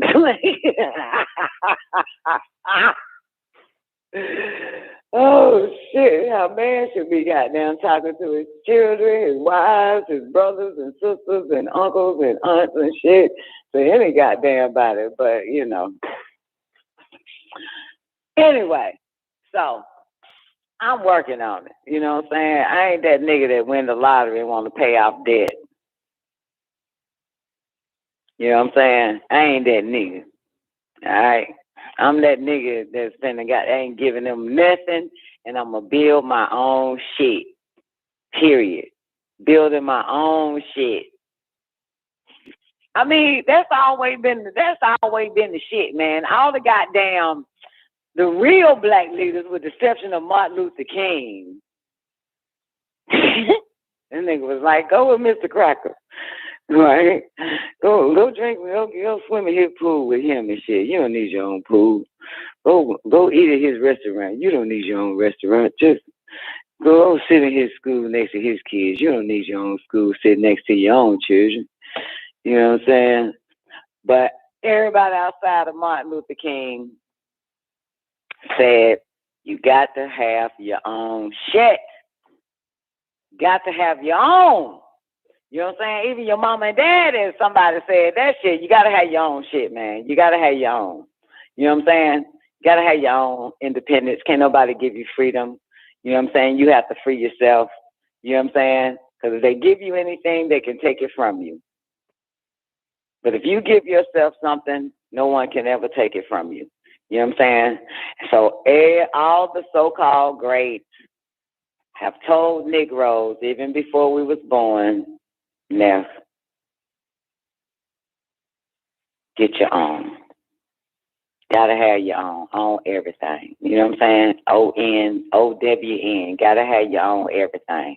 Whether it's restaurants, parks, recreation, schools, banks, land, farm, grocery stores, Here's your own cars, whatever the fuck, hospitals, your own doctors. You know what I'm saying? You gotta have your own, man.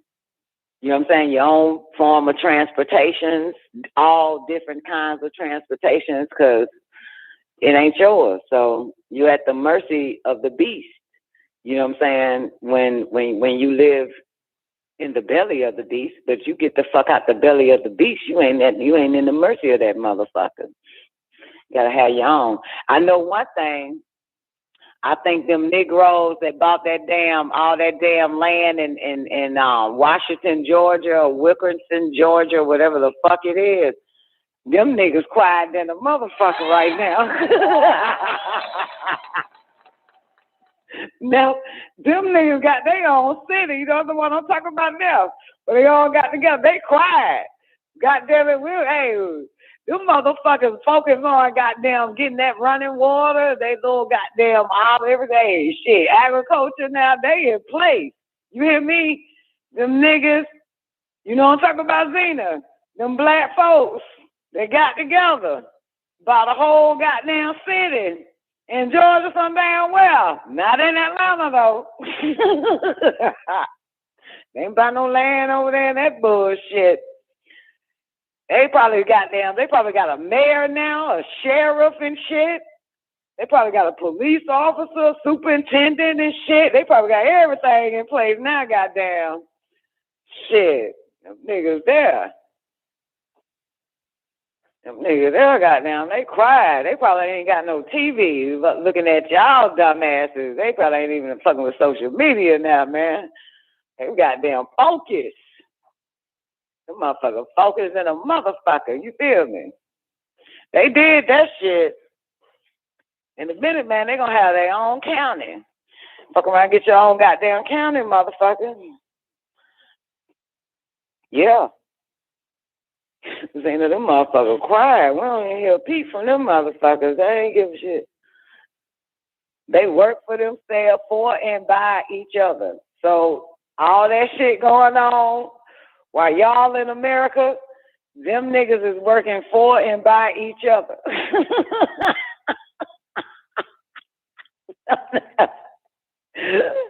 Them niggas working for and by each other, man. That's some beautiful shit. Here we all separate and shit, man.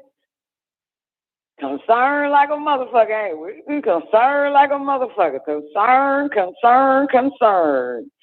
Thinking and thinking and thinking and thinking. And them motherfuckers working and working and working for and by each other. I hope so. That sounds good, though, don't it? That did sound good. I hope so.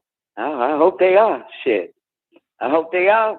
When the shit hit the fan, we gonna call that shit the promised land, ain't we? Everybody gonna be trying to migrate to them niggas' land, ain't it?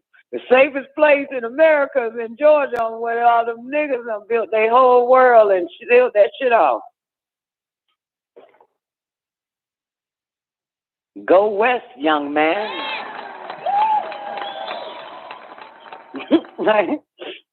My gonna be walking from Texas to Georgia, goddamn shit. Trying to they all gonna be migrating and shit.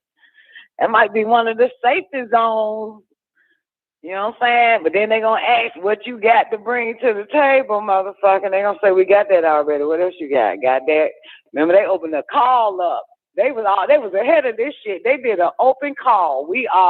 Here's what we need so that we can move forward. We need electricians. And there was some other shit that deal with sewage and water or some old shit. They pulled a call out for every nigga. You know what I'm saying? And this is what they need. Niggas stayed sitting on their ass in America. And now the talk is, we about to take your freedom, nigga. We about to take your freedom. You don't get that goddamn bags, motherfucker. You ain't got no job, nigga. Black people setting up a whole government and did it publicly and called out everybody. We need somebody over the water, the electric company, the water company. You know what I'm saying? Somebody over the fire department, somebody over this, somebody over that. Niggas just sitting there. I like working at the fire department in Zone 6 in Sullivan County. I'm fucking finna work, goddamn, finna go over where them niggas at.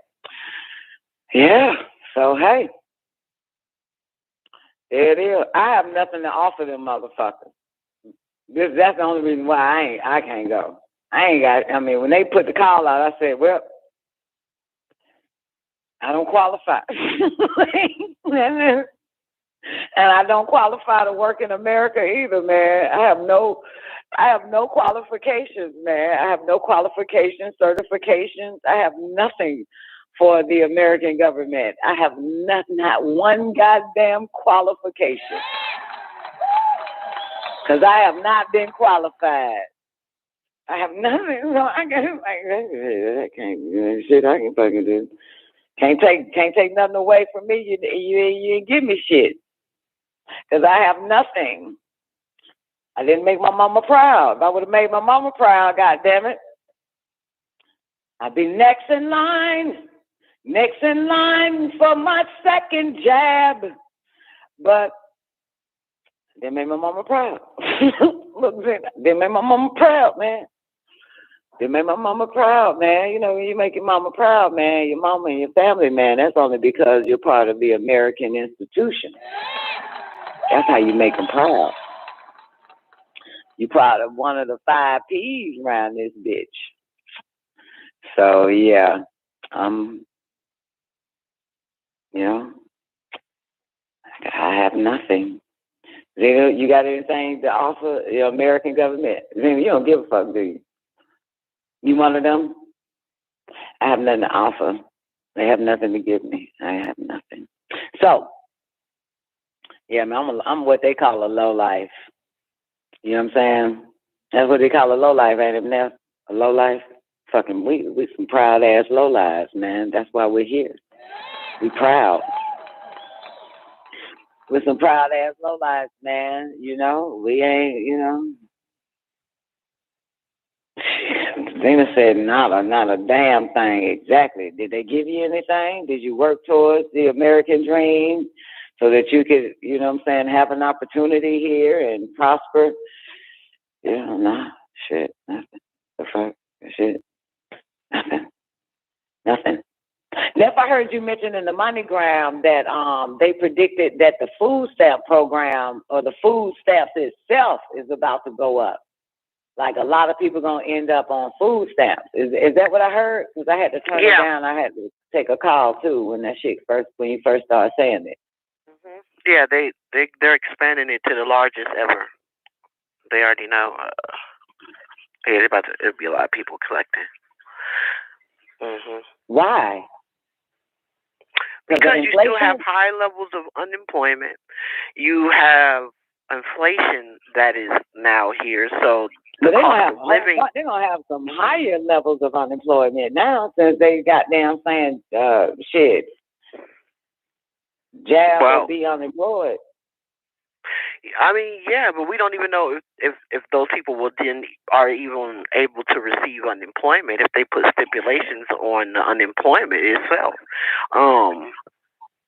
Yeah, it's gonna be wild, but they know because of inflation, cost of living is up. That there's gonna the threshold of what you qualify with for. Damn Democrats, man. Why is it always inflation, man? Why does that always happen? Mm-hmm. Well, it's usually after some type of event. They usually come in when there's some type of event. When they create an event. What that president say? When y'all see some shit happening, we planned it 20 fucking years before that. This was in the making. This was in the plan. 20 years in the making. By the time y'all see it. The motherfuckers playing ahead like a motherfucker. Neff is playing The People of the Sun. And one of my favorite parts is the lady said, so what are we supposed to do? Grow our own food? He said, or starve to death. You better get your own land. Like, back to my original point is that they've all told us that we have to get our own. They've been telling us for this shit forever. If you know what I'm saying? Like, forever. Forever. Then you'll be like me. You ain't got to think. You either like me, ain't got a goddamn thing, don't want to do a goddamn thing, don't give a fuck about anything America or any other country has to offer. I give no shit. Or You know what I'm saying? All this time you've been working in the belly of the beast. Should have found some land far, far off and start working to cultivate it with a few other intelligent species. I remember Farrakhan set some shit up like that too. So, you know what I'm saying? When Farrakhan got with all the doctors and all that type of shit, and they got land and they started farming and you know what I'm saying, growing their own food, shit like this. This shit been going on for about 10, 15 years now. Nope, about 10 years. About 10 years. It's been going on for about 10 years now. You know what I'm saying? Those, yeah. So even though they're separate, but they're in place to say fuck you. That's the point. Yeah, they're in place to say fuck you. Are you in place to say fuck you? You know what I'm saying? I'm in place to say fuck you because I've never wanted anything they had to give. So fuck you. I never wanted. I never wanted. I ain't want their education. I ain't want their jobs. You know what I'm saying? I ain't want nothing to eat, motherfucker. Yeah, you feel me? I don't even go in their courthouses. I avoid that. I don't give a shit. I don't want you to protect me. I don't need your sheriffs and your fucking cops and your judges and shit and your lawyers. I don't need none of that shit. You know what I'm saying? I hate that. I don't like them motherfuckers. When I don't like you, I don't fuck with you.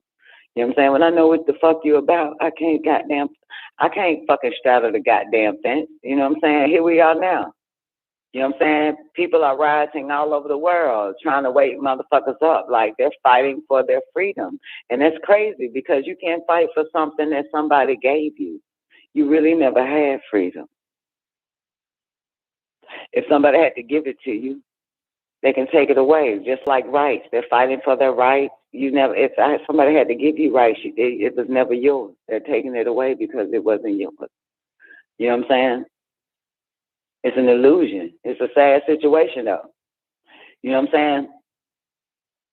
Remind me of y'all better get like you gotta be like, fuck our rights and fuck you too. Like, you know what I'm saying? You know what I'm saying? It's like when a bitch is done with marriage, she throws her ring, she throw her ring away.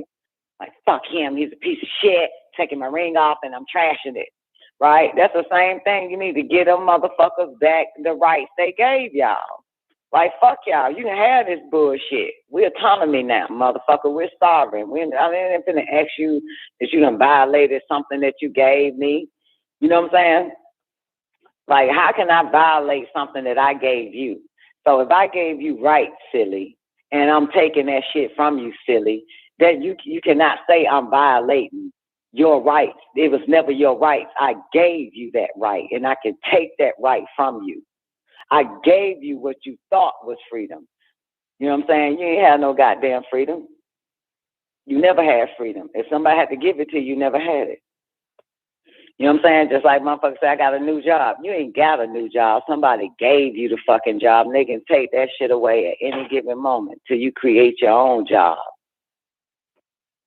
You got to create your own rights, your own freedom. Ain't that right, Zena? Tell them. Because if somebody give it to you, man, they're going to take that shit. That's what's been going on forever. Forever and ever. You know what I'm saying? That's a motherfucker. People can't see it. So, but it looks like they're doing the right thing in certain countries, man. They're like fucking saying, fuck our rights too, man. Fuck you and fuck our rights. Here's your ugly ass lab coat. Here's your ugly ass firefighter fucking outfit. Take this shit. We don't want this garbage. They're throwing in the uniform that the 5 Ps gave them. They say, fuck you, take this bullshit back. You know what I'm saying? That's all the Muslims did too, that is in it. They told Allah, man, take this ugly ass, white ass goddamn dress back. Motherfucker, everybody interested in that shit, man. This shit here bullshit. Been serving and slaving and getting nothing in fucking return. And all of a sudden you want to burn a nigga up. So fuck you. Here, take your goddamn sackcloth, take your goddamn bended bead, take your fucking dicker beads, take the fucking prayer rug. Allah, fuck you. God damn it. And what these motherfuckers all over the world is doing, man, they giving back the government their shoes and shit. Fuck your goddamn fucking Timberland boots you gave me for the job. Fuck y'all. Fuck your goddamn contract, motherfucker. Yeah, these motherfuckers strong though, ain't they, man? Them the countries, what's crazy, them the countries everybody in America go visit and shit. No, they're there. We went to France and shit, went to Greece. Goddamn it, went to goddamn Ireland and shit. Them motherfuckers like shit. Yeah, go visit out there. Them motherfuckers ain't bullshitting. One ready to go to Cuba and shit.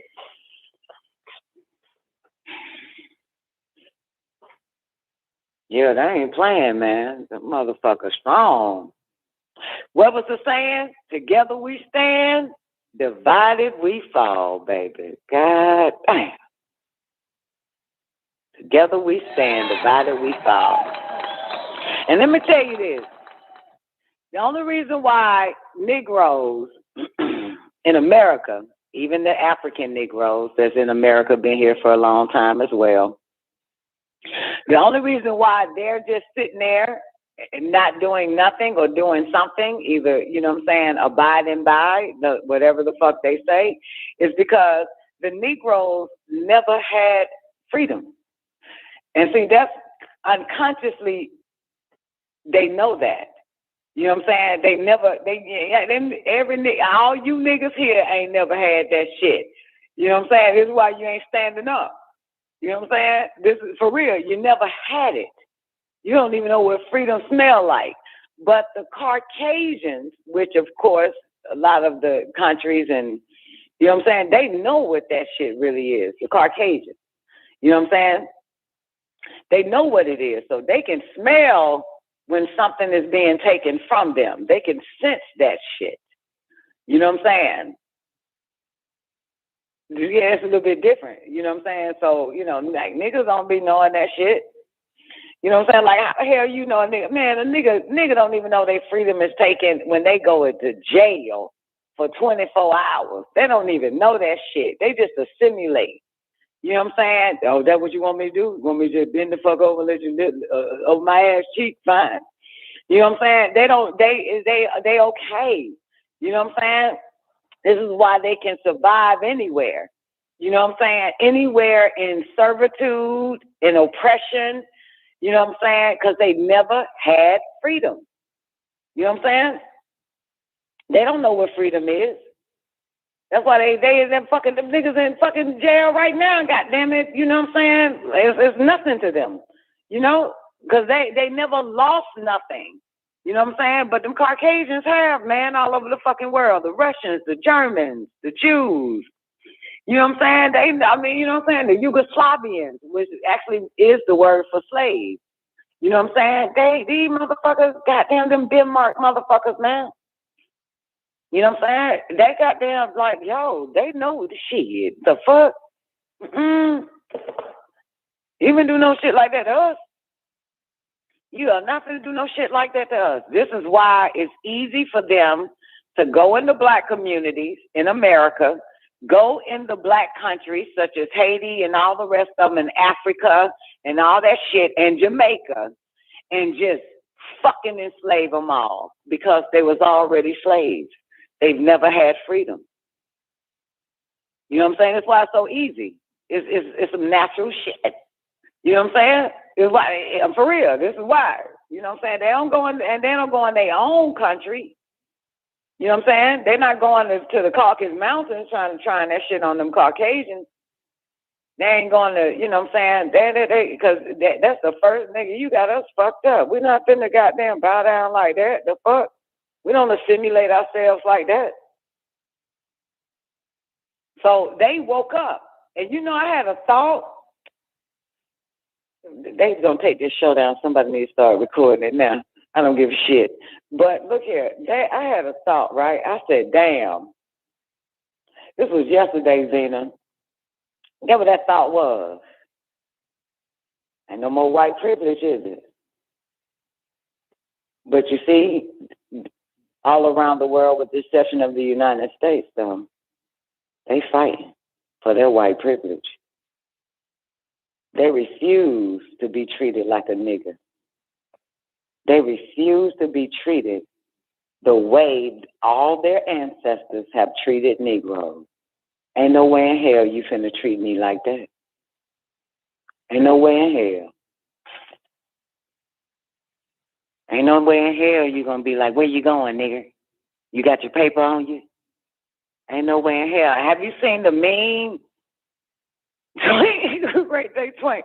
Have you seen the meme when they use colors only, whites only, like it was COVID? Have y'all seen that shit?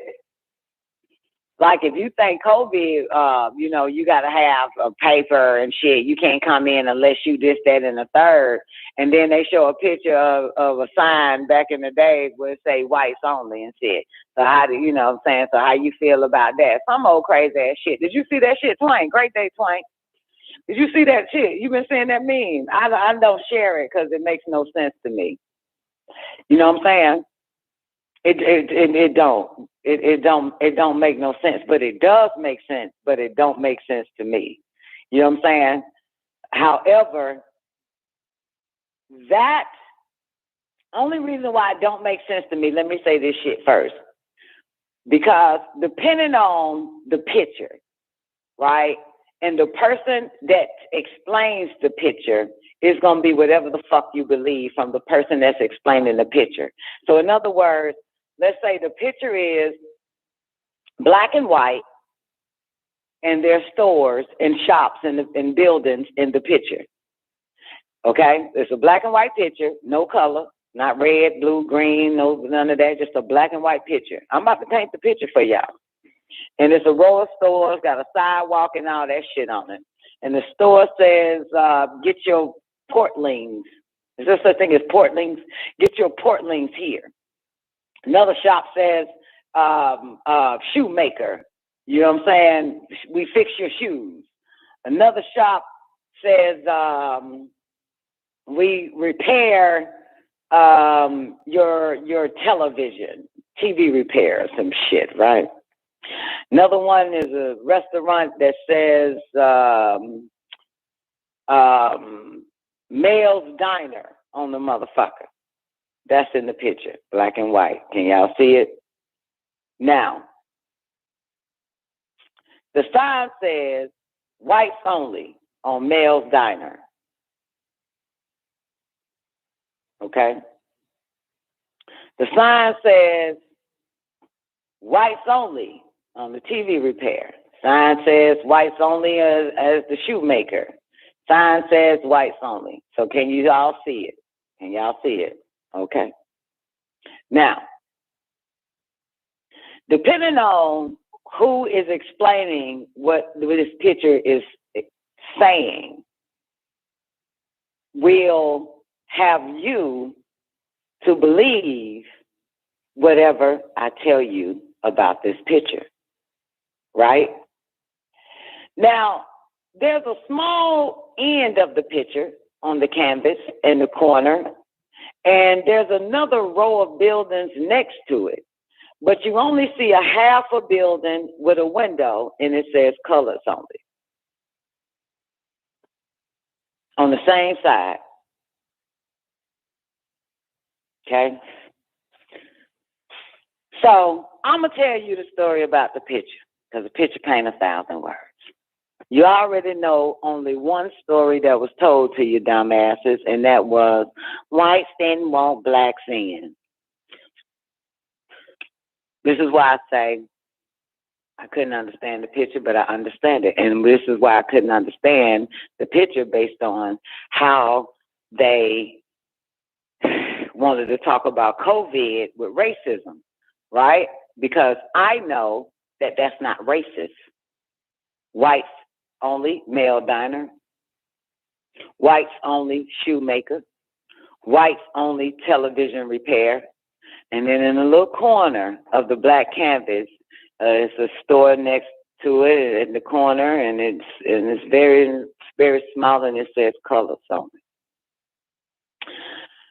You were told that whites didn't want your ass in your shit. But you kept forgetting about the colored only sign, which means that colors didn't want whites in their shit. If it was colors only, that means that's for us and by us too, motherfucker. Okay? That's for us. If it was whites only, that means that's for us. Whites only, colors only. Okay? You understand? So that should have let you know that blacks didn't want whites in their shit as well as whites didn't want colors in their shit. So colors did have a shoemaker shop, a diner, a television repair shop. You understand?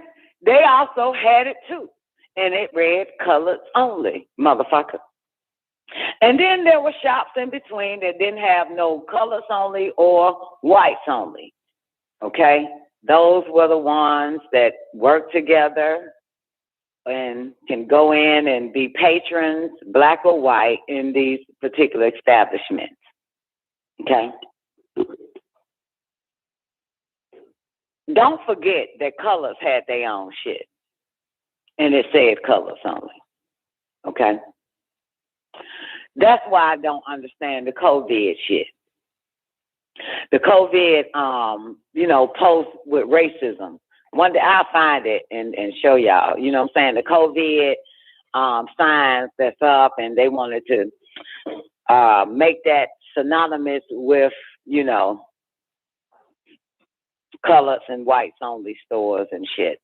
So the COVID sign says do not enter without a mask, or if you're not vaccinated, this, that, and the third, you're not allowed in, and all this other type of shit, right? But one thing that the colors had was their own shit. So does the non-vaccinated people have their own shit? Let's call them colors and whites, because colors and whites had their own stuff, and then it's the people in between that shared a store together with no signs on it, okay? With no signs as far as hate, racism, separation, and none of that. And you'll find that probably in a few stores in your area. You won't find, if it's a commercial store, you're gonna find all types of separation signs for the COVID-19 and shit like that. You know what I'm saying? Can't come in unless you this. You know what I'm saying? So that's why, Twank, I have I didn't understand it, but I get it. Get the picture. You know what I'm saying? And the statement that they were striving to cross or to make. However,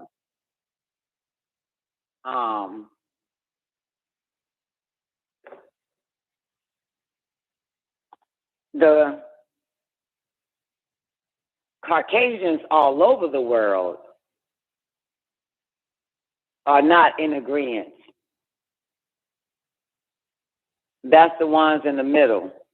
You know what I'm saying? The ones in the middle that didn't have the colored or whites, who y'all are, both of y'all can come on in that motherfucker. And then there's a line drawn. You know what I'm saying? Together we stand, divided we fall.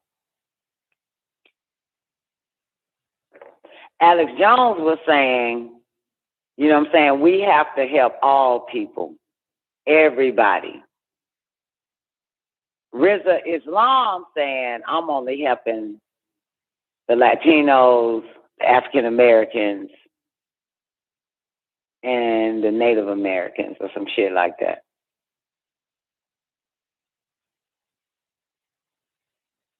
You know what I'm saying? He was on All Lives Matter in regards to what's happening. And that's true, because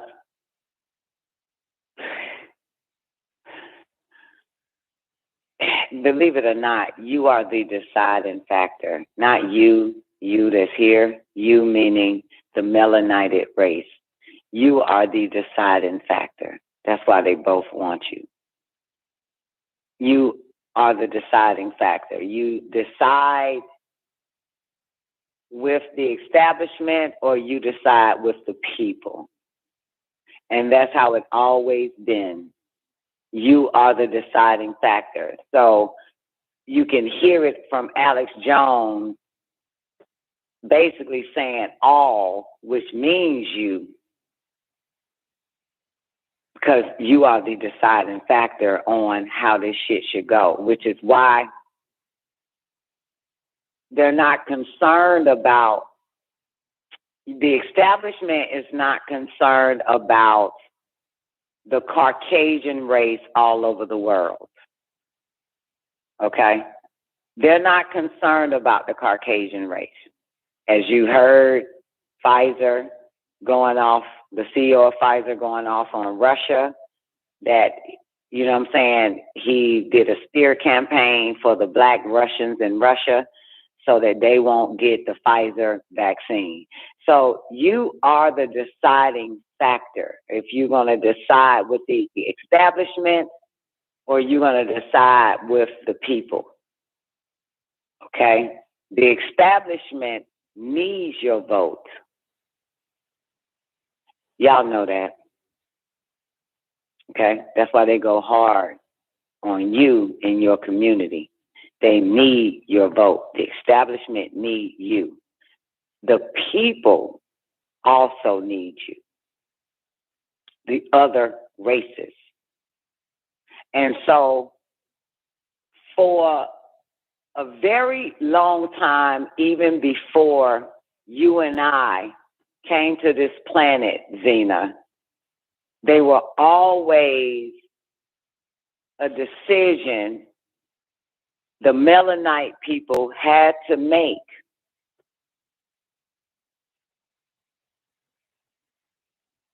It was always that decision. Are you going to be for us, for all people, or for the establishment? And so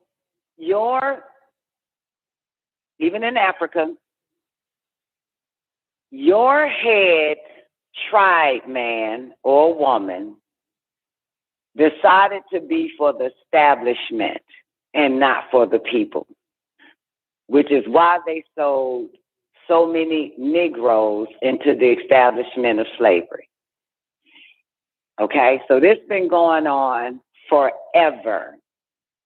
Okay, they never stood for the people, the Negroes. They've always stood for the establishment, okay? For some foreign shit that comes in, and the head niggas that y'all always appoint throughout Black history or African history sided with the establishment coming in and not with the people.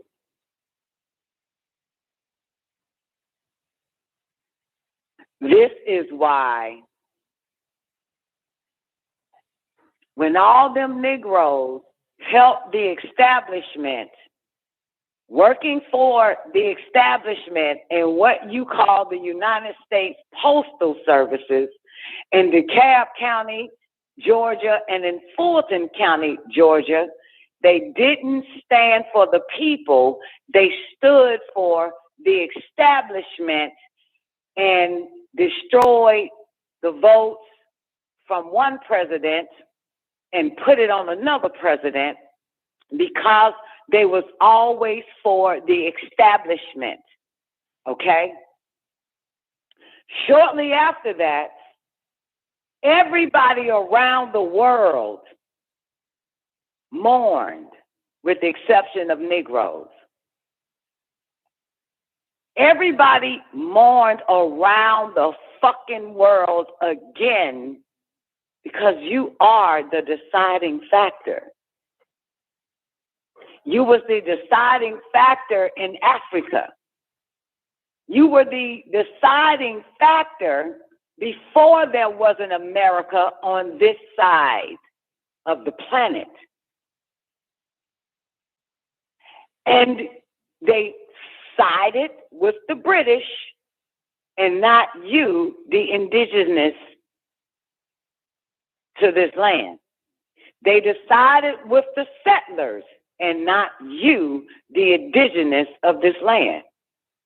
And because you've watched the decisions for so long and it's passed down from generation to generation, unknowing to you, genetically, the information is there that you will side with the establishment and not for the people.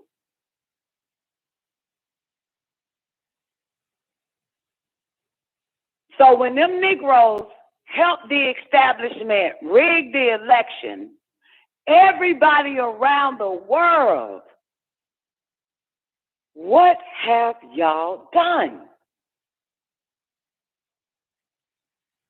But all the establishments around the world was very pleased at your actions.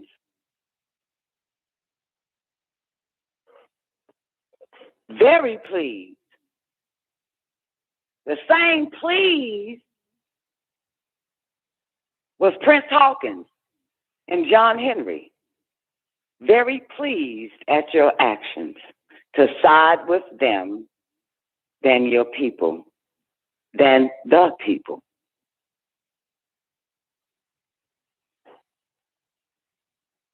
So it's been going on forever. And here we are again. You are the deciding factor. You have always been the deciding factor for all, because you birthed the world. You created them all. Every race of people.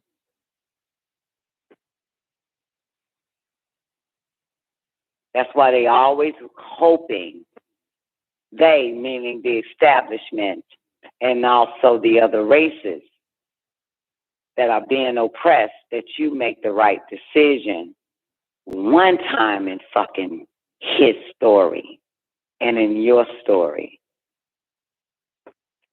Because it fucks up everybody.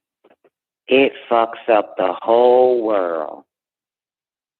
There's a class, and it finally registered in my bony chest, finally got in there, where he says, when one container, he said, we all one container, some shit like that, who knows the secrets? He said, if one container is fucked up, we all fucked up. Some shit like that. Sound familiar, Zena? If I fall, we all fall. Some shit like that. The all is all, motherfucker. Ain't no just a black race or a white race. It's the all. You are the fucking all. So goddamn. And every time there has been a decision to make, the all, which is you,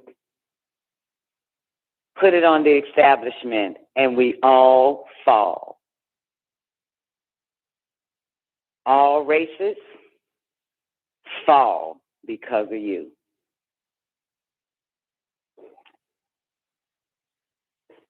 Because of us. Because the problem is, with the Nubian race all over the fucking world, is you want to be a part of everything. And you think that you're doing something right. And so when that tribal chief of all the tribes made a decision thinking they were doing something right and binded partners with the establishment and not you, this is the same shit that's happening, and here we are now again, where they what? They're using established Negroes that has been established in the establishments to get you and everybody else to make the decision to be with the establishment or be with your people. Well, no, it's not an or be with your people. It's either be with the establishment or die. And so you see all these Negroes part of the establishment and not part of the people. Has it? Because it always been like that. Always been like that.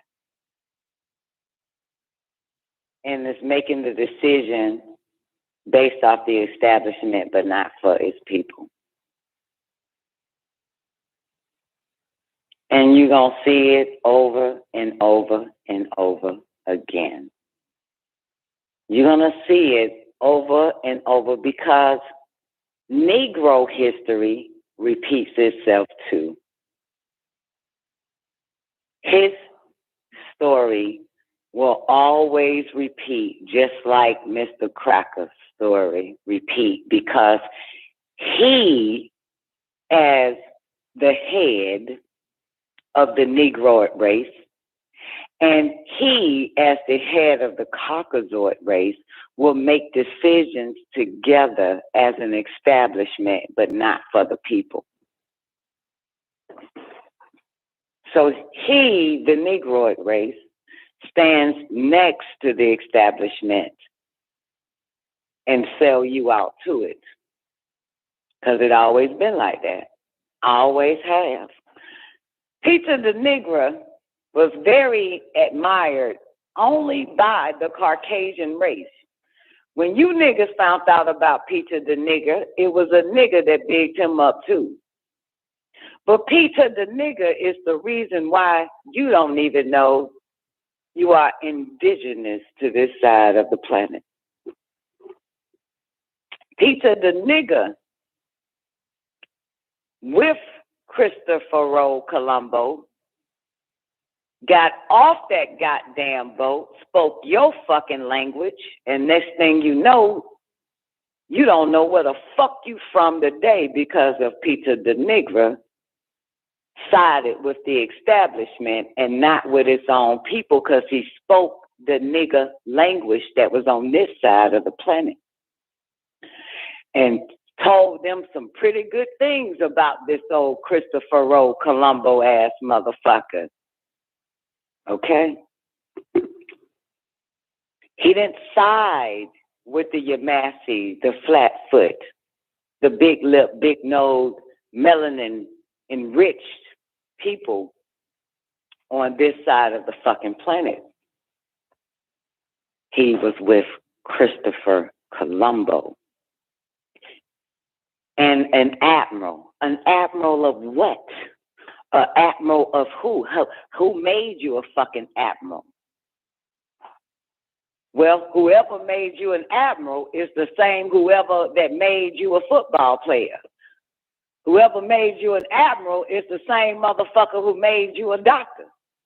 Whoever made you an admiral is the same motherfucker that made you a teacher. Whoever made you an admiral is the same motherfucker that made you a policeman. Whoever made you an admiral is the same motherfucker that made you a lawyer. Whoever made you an admiral is the same motherfucker that made your black ass a politician.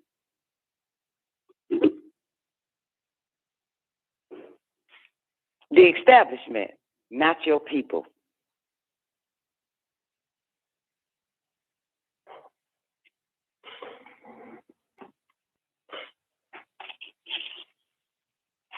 This a motherfucker.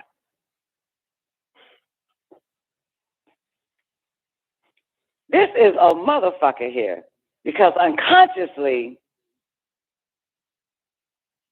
y'all are missing the big picture. Your grandmothers, your grandfathers, your friends, your family, nigga that's putting that germline transmission in you, his father and mothers and aunts and uncles, all the way back to when all these dumbass treaties was made with niggas.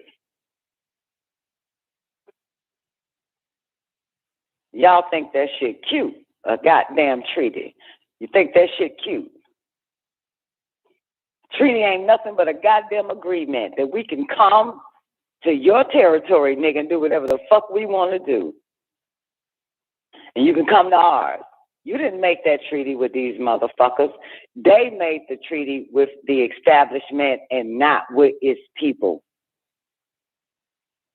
This is why they always need you as a deciding factor.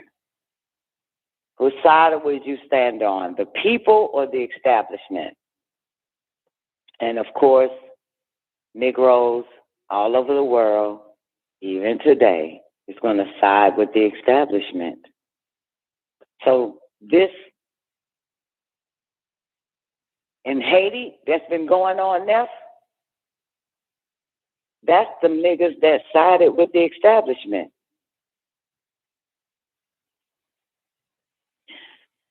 The niggas, I think she told me about something else too. It's all of them niggas have been siding with the establishment. Celebrity Negroes, soft shoe, shuckling and jiving Negroes, police Negroes, judges Negroes, doctors Negroes will always side with the establishment and not its people. But you are still the deciding factor. And you're going to always be. This is why they after you. Make the decision. Pfizer now is after the niggas in Russia by telling the niggas in Russia, you need to decide, niggas in Russia. You going to be for your people or you for the establishment? And using Russian government basically as the middleman in the way of the niggas to make a decision. Already been happening in America. We knew that was coming.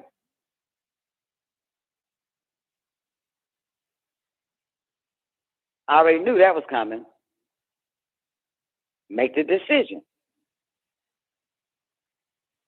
Establishment or your people? They said establishment. Now you got them all making little jingles and songs and remixing songs because they're for the establishment, not for their people.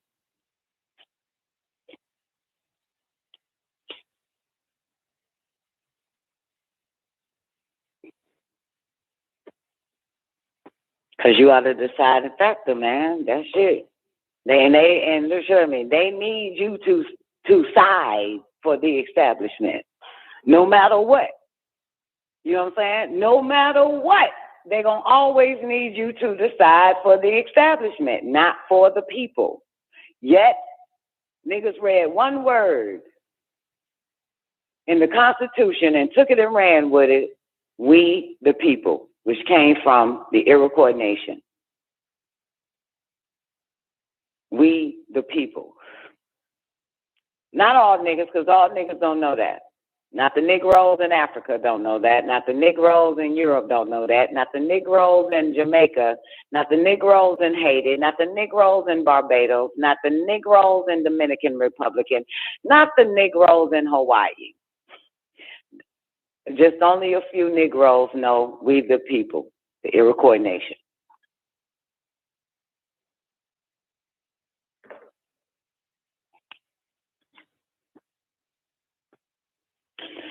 It is, but in their constitution, it kind of make you think that they're for you.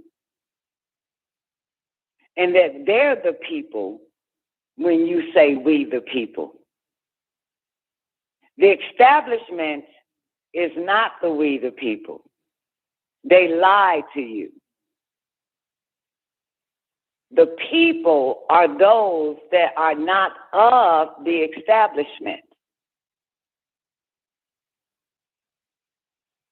And those 90 that seconds. are not of the establishment have always sided with the establishment. Because that we the people, they think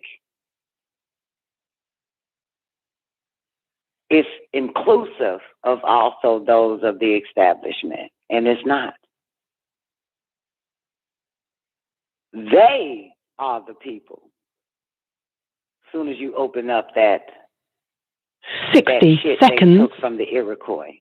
They is the we the people. So that's why unconsciously and consciously you think that these motherfuckers that make up the establishment is the we the people. So you're gonna always go for the establishment that is the people and they're not the people. Then there's another part where it says that, you know, they're your servants. They're your slaves. They're your public servants. Just to make it sound cute. It's like being in a relationship and they use tricknology. 10 seconds. But they try to for some of us. Yeah, that shit don't work. That we shit. But the majority of Negroes, because they want to belong so much, and it actually came from your ancestors, the Iroquois, we the people was about us. Had nothing to do with them. We, us. We, us. Had nothing to do with their foreign government, the settlers that set up that government here on our land, which the whole planet Earth is ours, but whoever we appointed to represent us, the head, the chief, whatever the fuck it is, sided with the foreign establishment, right? Y'all know how the story goes. I got to give it to you again just in case. In exchange for alcohol. That's a motherfucker, right? In exchange for alcohol.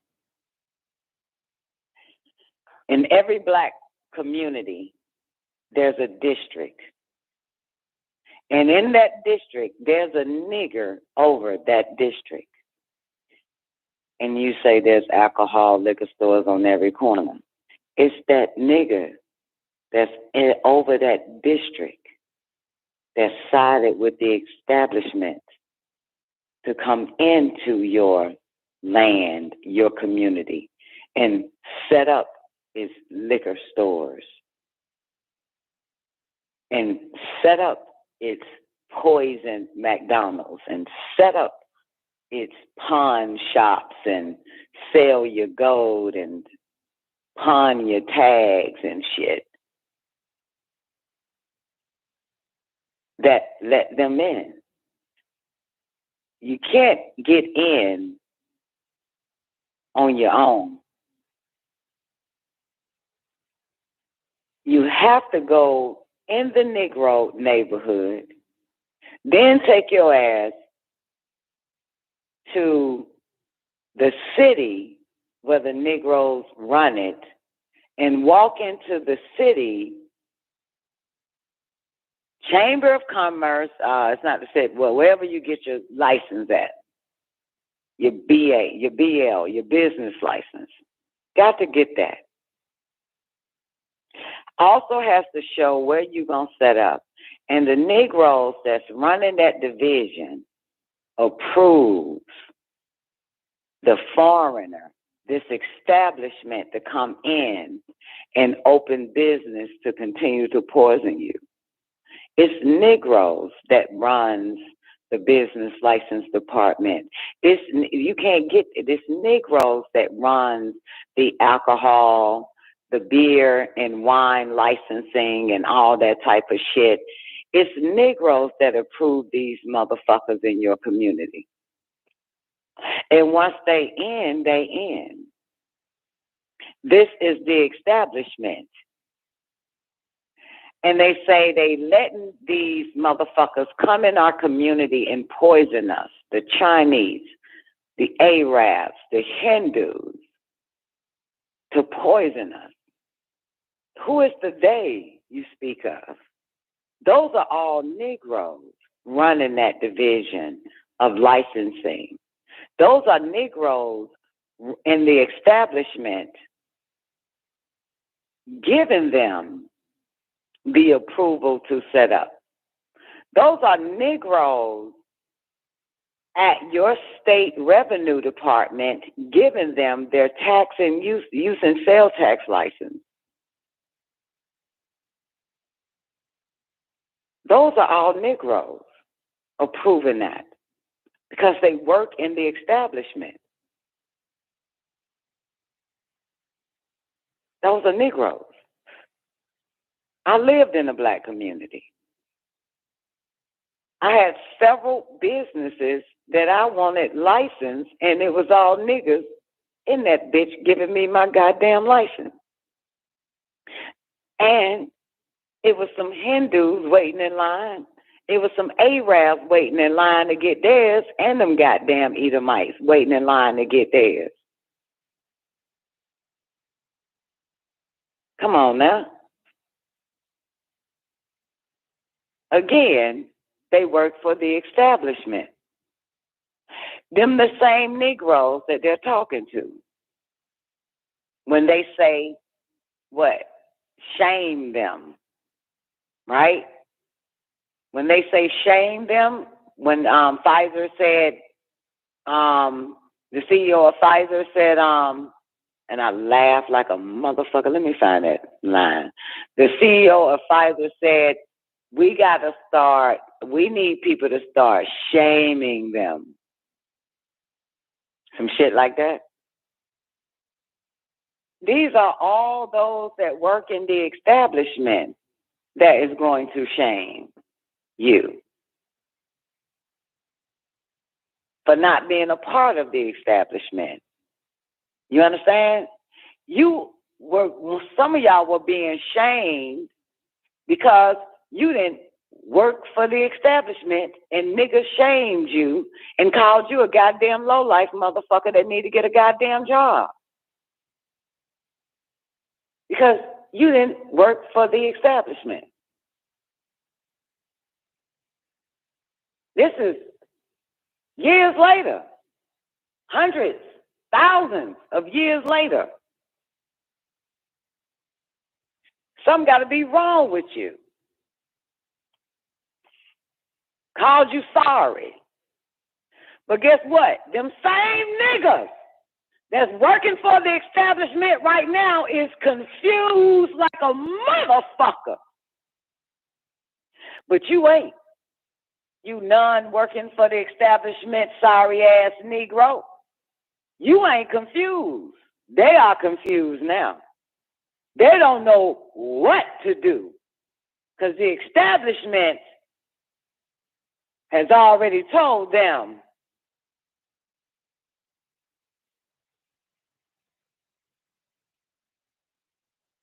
if you want to keep your job in our establishment, you need to motherfucking do what we say.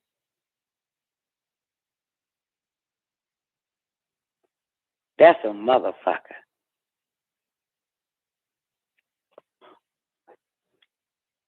That's a motherfucker right there. It look like that shit came back full circle, didn't it, Zena? It's like, goddamn. Shit. I was sorry ass motherfucker saying, fuck the white man. I ain't working for that motherfucker. Fuck the establishment. I'm not gonna be no slave for this motherfucker. You an ignorant, sorry ass motherfucker. Well, guess what? You got to do or die with this motherfucker here. You got to do or die. Ain't that a bitch? And we know that the majority of Negroes here is making minimum wage. First of all, you give me a goddamn crumb and you tell my motherfucking ass that I could lose my motherfucking job if I don't goddamn get this, that, and the fucking third. I ain't shit. You got me fucked up. You wanna know why you got me fucked up? Because I lived the life of a nigga that didn't have a goddamn thing, a pot to piss in and a window throw it out, and told me if I didn't give him my baby's his last name, he wasn't going to do a goddamn thing for me. But you ain't got a pot to piss in or window throw it out, and you got to make a fucking decision. This motherfucker giving you crumbs And Walmart is $1 trillion motherfucking dollar industry. The Walton family is highly wealthy. And you pulled in a motherfucker. But you got to make a decision. And you know what's even more fucked up about this shit? The decision that these crumbs, these people are making. For an example, Walmart, they've already replaced you with fucking robots and you can't see it. And you thinking you got to keep your fucking job right now, making a decision on should you or should you not, and missing the fact that damn near every aisle is empty at Walmart except for one, and the rest of them has been converted over to goddamn self-checkout. Now what the fuck? And can't even see that shit. Can't even see it. I think y'all missed that part right there. They can't even see it that you really don't have a job any goddamn way. Okay? I went to Home Depot 4-5 times. And at Home Depot, there was not a cashier in sight, baby. There was not a lit line. What it was Home Depot workers standing by the self-checkout counter saying, if you need any help, let me know. So what they're doing is getting the patrons to do your job. Getting us to scan our shit and put it in a goddamn bag. Yet these establishments are telling you you got to either do what we say or you're fired. Technically, you're already fired. If I'm ringing my own shit up, this is the day they've been waiting on anyway. You hear me? I literally say this shit now at Home Depot loud as fuck last time I was there. I said they need to be paying me to ring my shit up. I need to make this goddamn money. The fuck I look like? The fuck? I'm ringing my shit up and paying for the motherfucker, and the nigga with the Home Depot apron on is just right there. Ain't doing a goddamn thing.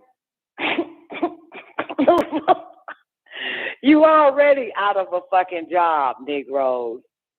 He wants you to think that you still in the establishment.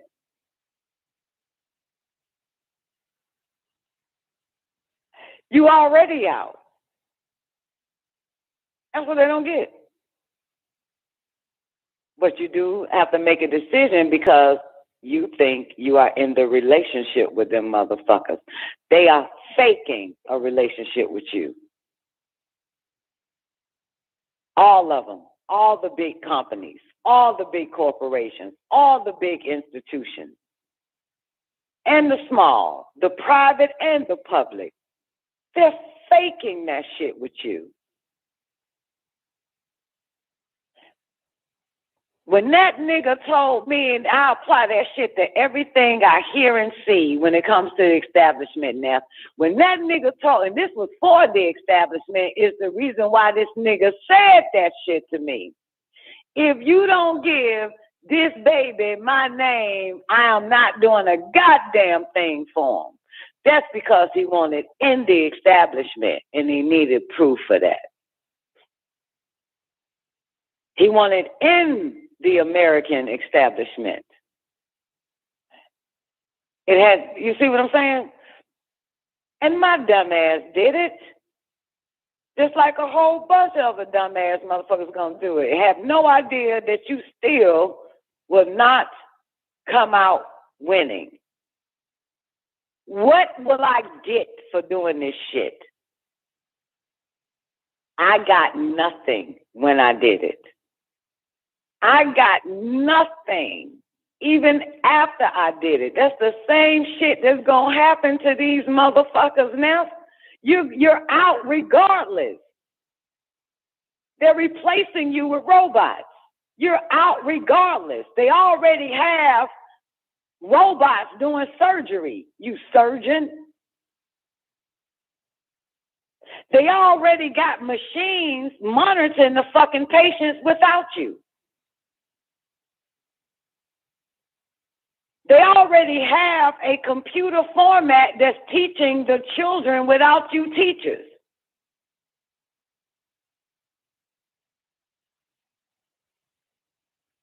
You are already out. You fucking FedEx motherfuckers. They already have the iRobot delivering the fucking mail without you. They got drunk without you. So you already out of a fucking job.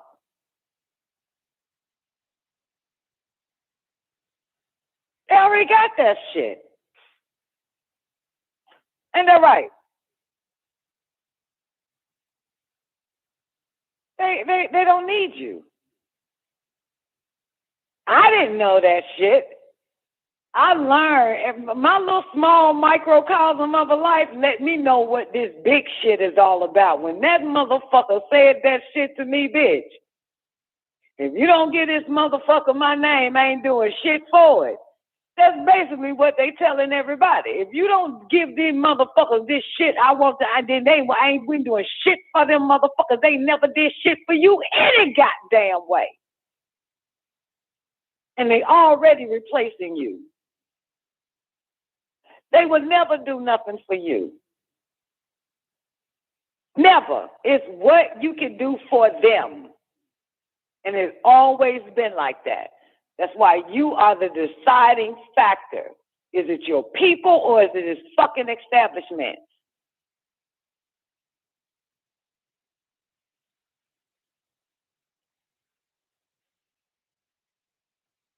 Every fucking time.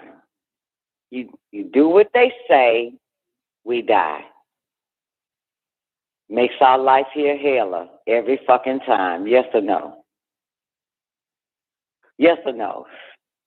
Yeah, we on the we told you so side, but we also catching it. So the whole world is catching it because of you. Because you are the deciding factor, and you just keep fucking deciding on the goddamn establishment and shit, and they been gone got rid of your dumb ass. And you getting crumbs. And gonna keep getting crumbs. Till you crumble.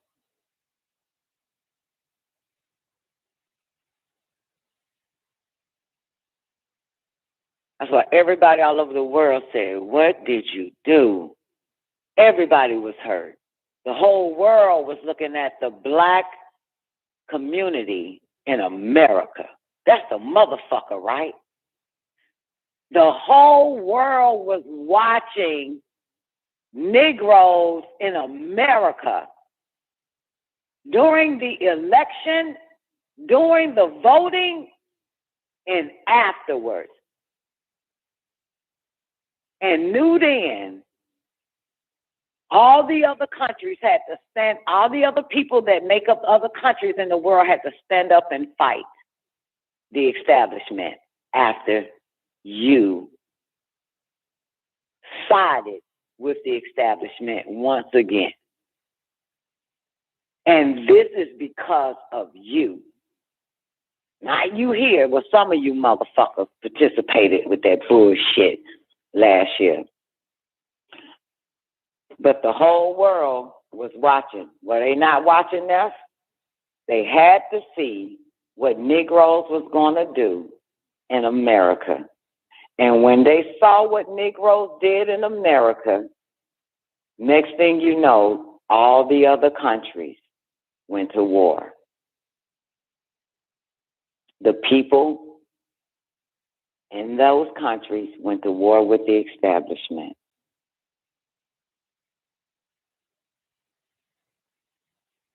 Because you are the deciding factor all over the fucking world, Nubians. And the Nubians here is the most important. And that's something, they're watching you. Negroes in Africa was watching you. You meaning your black celebrities that they love so much that's in the establishment. This is why they went and did it.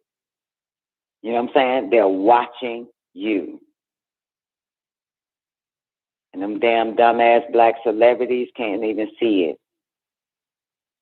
Because they got the best crumb. Their crumb is a little bit better than yours. But we're all the same.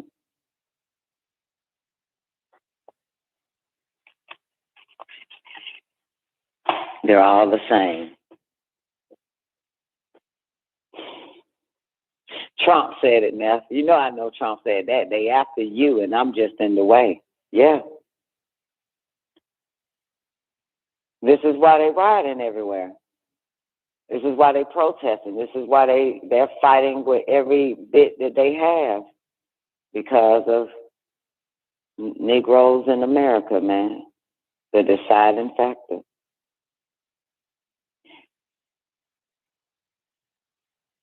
Man, they done confused Negroes in America, so you can't see what the hell's going on all over the world because of your ass.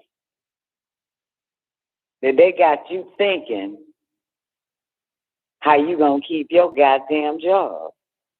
But you have no idea that you've caused a ripple effect all over the fucking world based on your decision. And now all these countries of these people in every country right now has to fight for themselves and their own people because of you.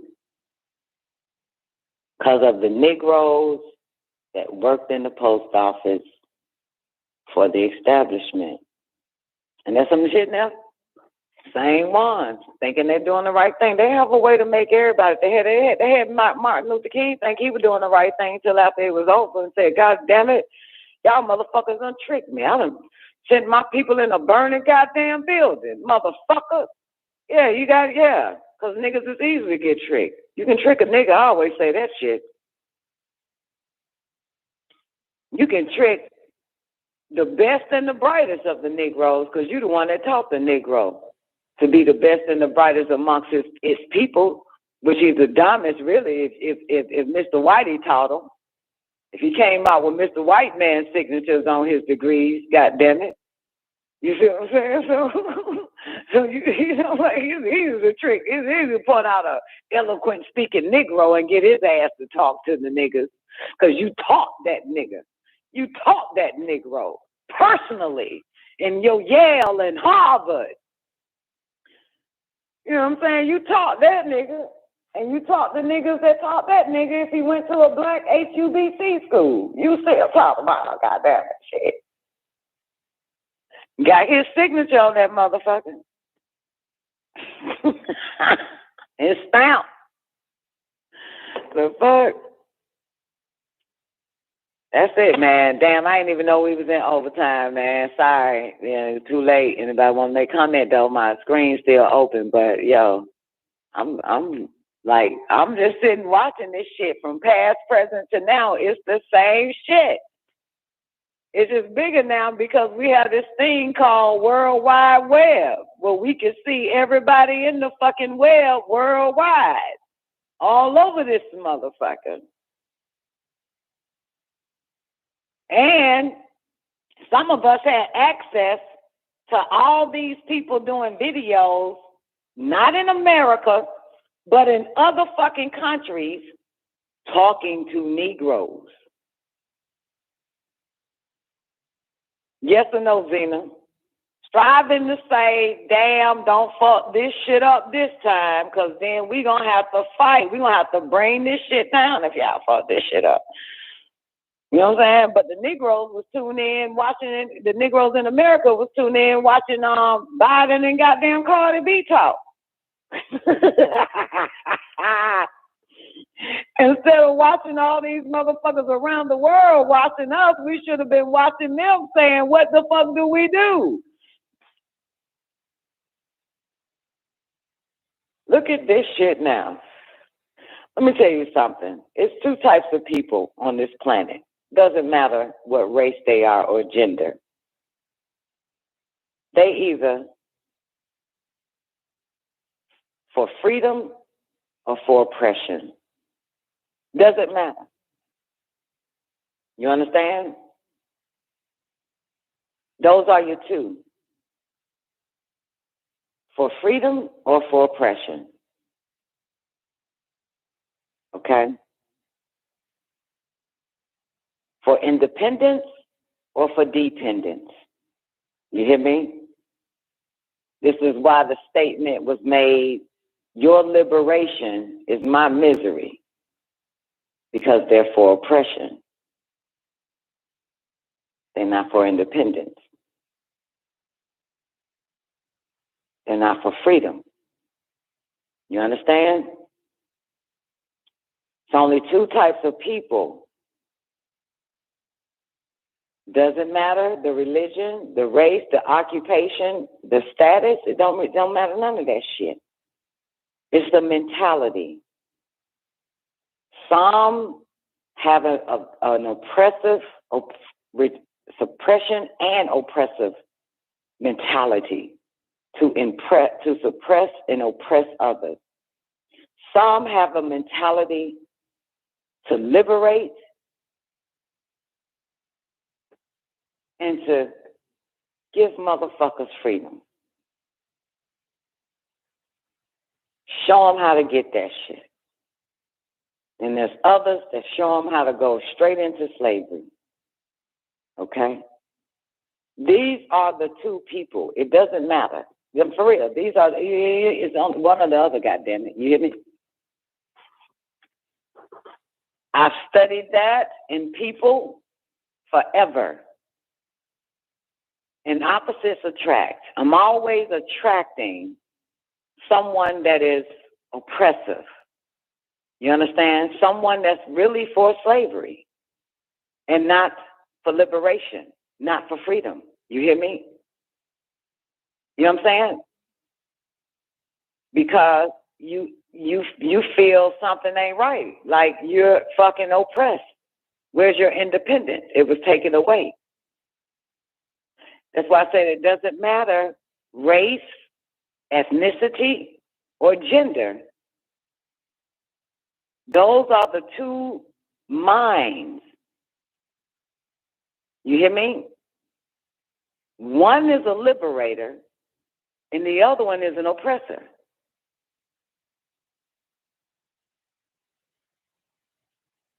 You understand?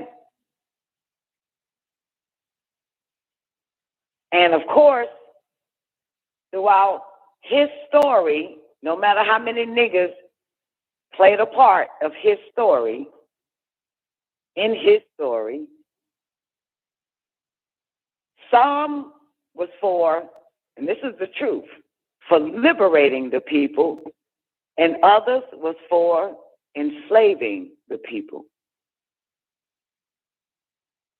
That's true. Trickle down to your everyday life.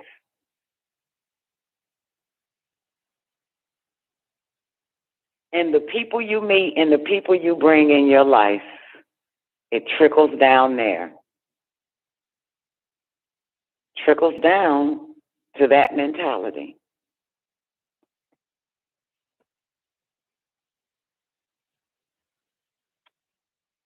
And I say that to say,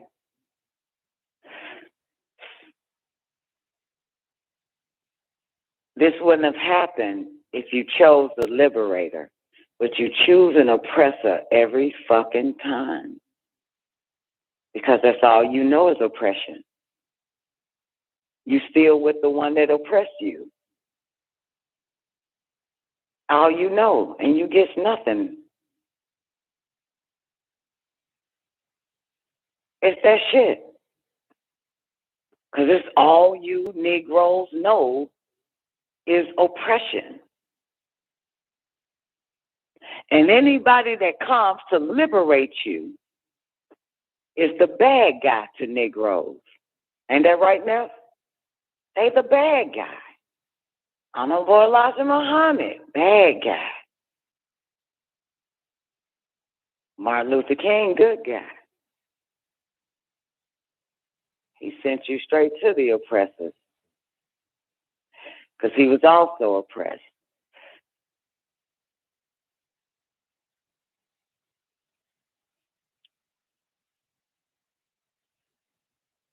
He didn't liberate you. He didn't liberate the mind. He enslaved the body, and here we are today. He wasn't a liberator. You understand?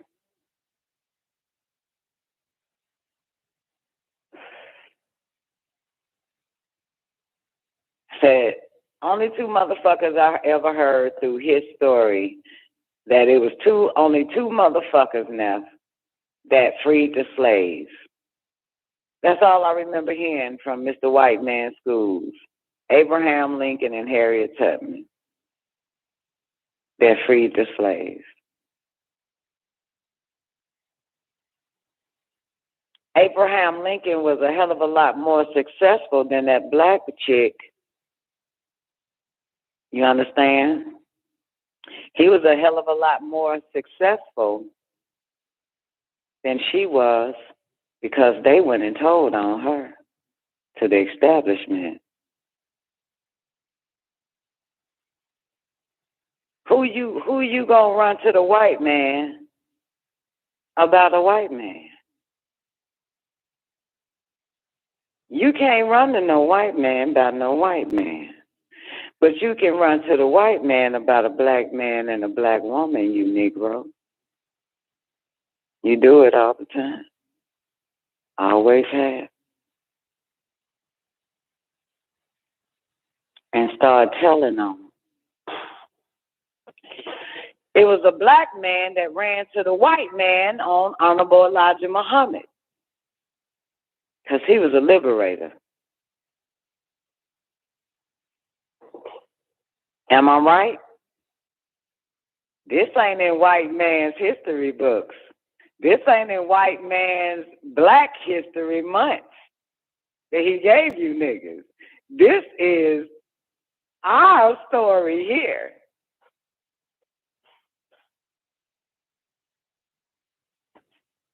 It was a black man that ran to the white man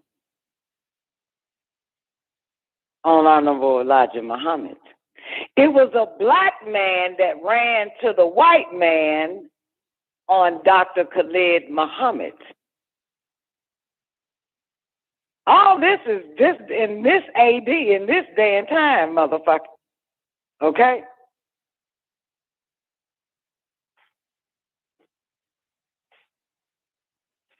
All right? And y'all should know by now who that black man was that ran to the white man and said all that he said to the white man on Dr. Khalid Muhammad. Yes or no? Yes or no? Any liberator, they gonna run to the white man, honey. Because it's two mindsets. A liberator and oppressor.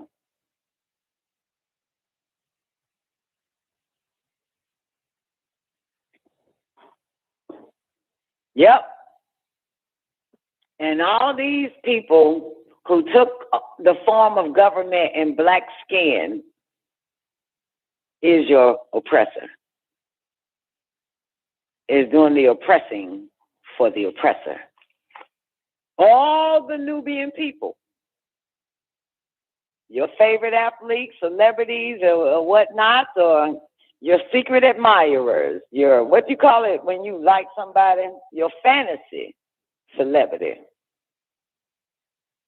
is oppressing for the oppressor. It's for oppression, the mentality, all that shit. Any man that literally says A woman should serve a man as an oppressor. He's not for liberation. Them two both should be liberated, but that's not the platform they're on, because the mind, baby, the mind will tell you what a motherfucker really is. The words come out of a person's mouth will tell you what they really is, or what they've been led to believe is.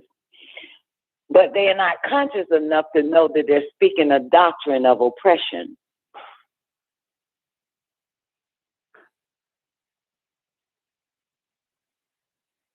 Converted or already in their blood, the Negro is either an oppressor or a liberator. And they hate liberators. And liberators hate oppressors.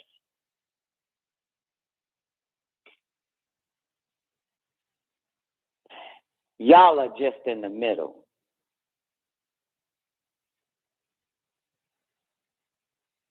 The hate is real on both sides. Because I done fucked up the oppressor's plantation.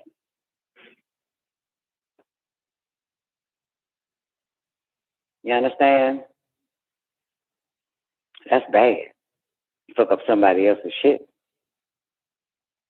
You understand? That's bad. So it's the liberators versus the oppressors.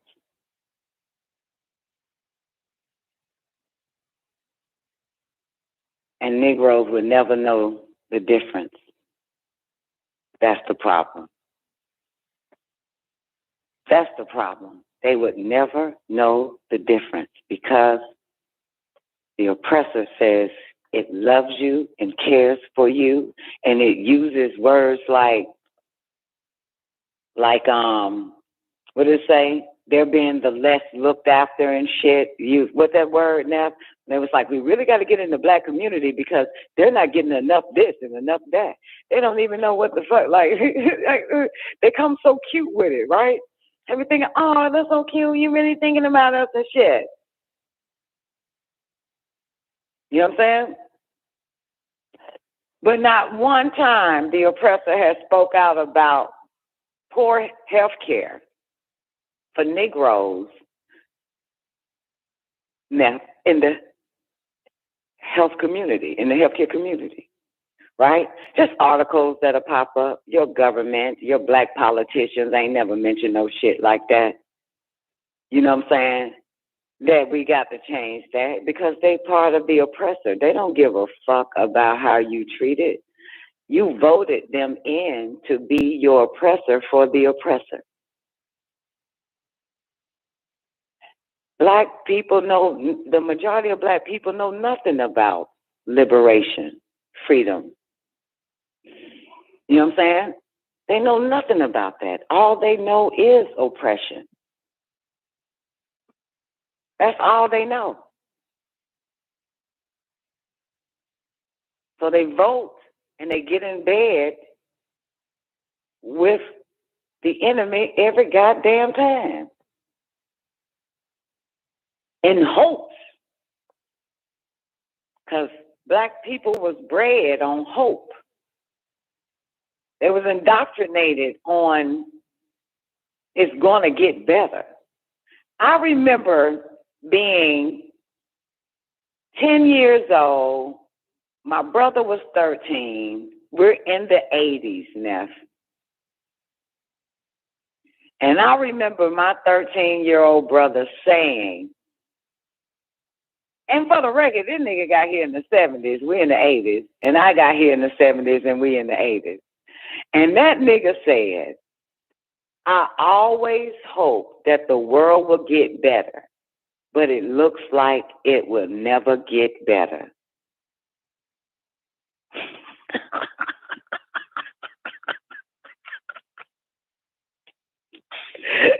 And here we are in 2021. I'm 45. This old bitch nigga probably 49, 48 now. And look at this shit. Look at this motherfucking shit now. And so, now, when we left the 80s and hit the 90s, I remember him saying that in every decade, no matter what, it crosses me, and it's like, damn. It's get worse and worse and worse. And today, me studying and observing all this shit, plus white man's history, black man's history, studying all this shit, observing all of it, all the way up to right now, it hit me. The Nubians all over the world, especially the one in New Babylon, which is you niggas, is the reason why it gets worse and worse and worse. Now it makes sense. Why the world is where it's at is because you is the world. You have gotten worse. You have gotten terrible. You keep deciding with the establishment, and we all gonna fucking die. We all gonna suffer. It gets worse and worse and worse because of Nubians all over the world, especially the ones in New Babylon in America. That's why. That's why now.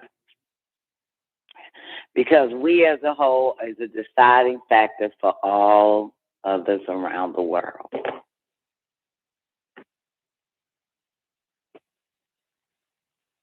We are. And no matter how fucked up we are, somebody wants to be us. Ain't that a bitch? How worse we get, there are motherfuckers want to have what that worst shit we fucking having.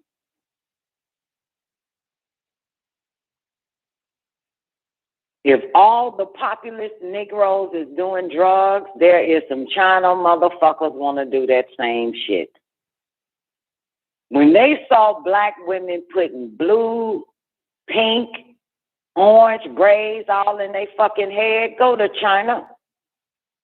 There it is right there. Go to Africa. There it is right there. Go to Europe. There it is right there. No matter how fucked up we get, we affect the fucking world.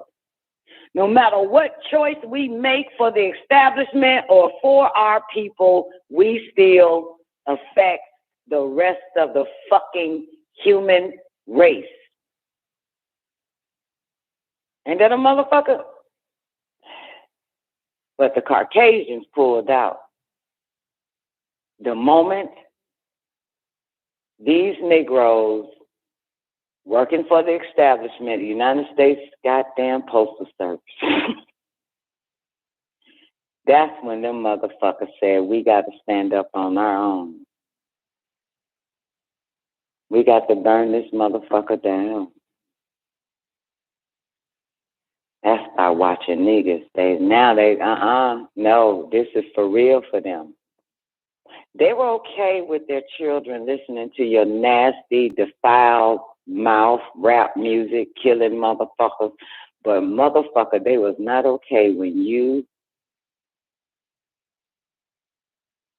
rigged the goddamn election for the goddamn establishment. You Negro. That is where they drew the line at now. You understand? That's where they all drew the line at. Right there. They was okay with you being their son, idol, as the number one baller on the planet, number one rapper on the planet, and fucked up the child. They don't give a fuck about that shit. They know their child will grow out of that shit. But one damn thing that you could never grow out of is oppression. And that's something that they ain't with. And the Negroes in America caused a serious fucking ripple effect by this shit here. And it woke the crackers up. Niggas are still asleep. But niggas all over the world. It woke up all the goddamn Caucasians in other fucking countries. What you done, nigga? It woke them up, didn't it now? It woke their ass up. And next thing you know, goddamn it, they are fucking goddamn in them streets because of you. That's what woke them up. They are no longer interested in your favorite Negro or Caucasian in America. If you look at some of the streaming sites, they give no fucks about that shit no more. They are out here goddamn woke. Like you talking about a motherfucker woke because the niggas are asleep. That's why they woke.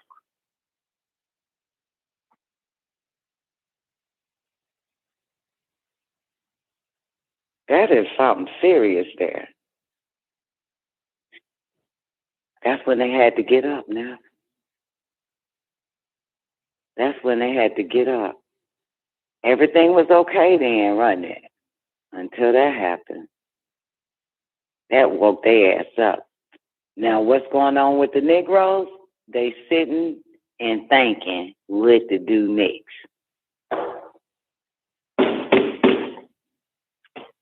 The Caucasians here sitting and thinking what to do next. But they all quiet. Ain't that something? Everybody else is woke. They all quiet. We haven't heard anything from their government. You notice that now? Only the people. We haven't heard anything.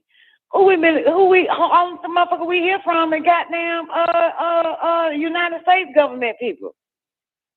We ain't hearing shit from none. They are gone. There is none. They done took their shit the fuck over. You hear me? There is nothing. No, I mean, there ain't even no mainstream media trying to water the shit down and lie to the world about what's happening in the fucking world. They ain't saying nothing. It's over there.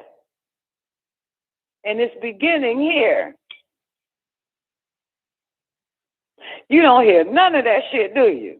Now, you ain't hear shit from the France motherfucking Minister of Communication or Minister of Truth or Minister. You ain't hearing shit from none of them motherfuckers in Europe.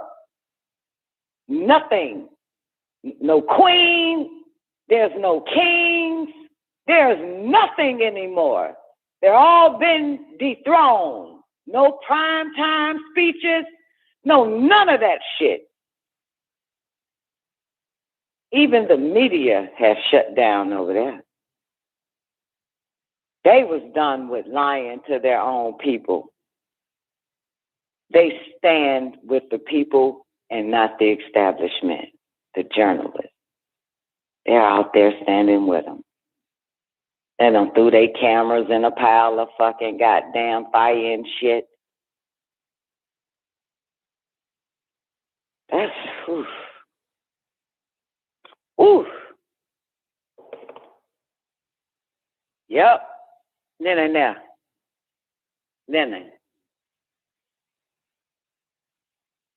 Africa was looking up to you. I posted something. Well, even show that they rioting in Mali right now. And right after we had the conversation where he was like, what about the Bush tribe in Mali and shit? They ain't been touched. Remember that shit, Nev? I said, bullshit. Them motherfuckers got a snicker. They gave all them Bush tribe motherfuckers a snicker, and they been in that bitch for a long time.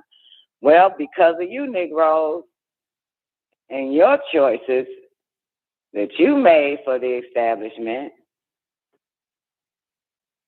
they decided to fight. Yeah, they decided to stand up and fight. I'm trying to find that shit. It's on my page, though. Yeah, they kicking them all out once again. They saying we don't want to be like these Negroes in America no more, goddamn it. We just got to figure it out ourselves. That was the straw right there. the Negroes in Babylon woke the whole world up with the exception of the Negroes in Babylon. You know what I'm saying? Because it looks good. Go outside. It looks good. What you do yesterday? What you plan on doing this weekend? I got some Negroes in Puerto Rico right now, getting drunk and high and climbing fucking mountains. This is, you know what I'm saying? But the whole world is in an uproar and niggas are distracted and Caucasians. Right? That's some serious shit right there, right? Like, I'll just be going to people's Instagram and seeing what they doing and shit now. You know what I'm saying? They store them, looking at everybody's shit, man. And this thing, I know, I just, goddamn, somebody sends me a video of what's going on around the world, their Instagram, and I'm like, goddamn, and all the Caucasians and Negroes over here, and the Hindus and the Chinese motherfucker is just, you know, doing each other nails and cooking each other food and pouring each other liquors and shit.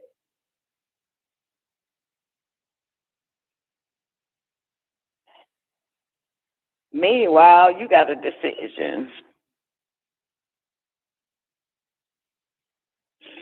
Yeah, because it has never been done. Did y'all know that? Shit like this ain't never been done in America, Jack. Have it now?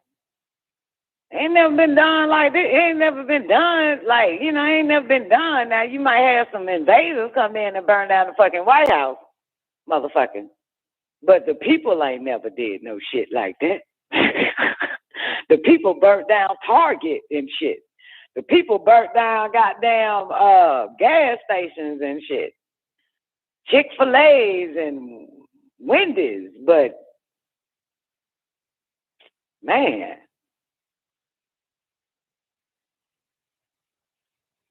Yeah. The last time the Capitol was attacked, but that was by who? Who attacked the Capitol in the 1800s? Who attacked it? Who attacked the Capitol?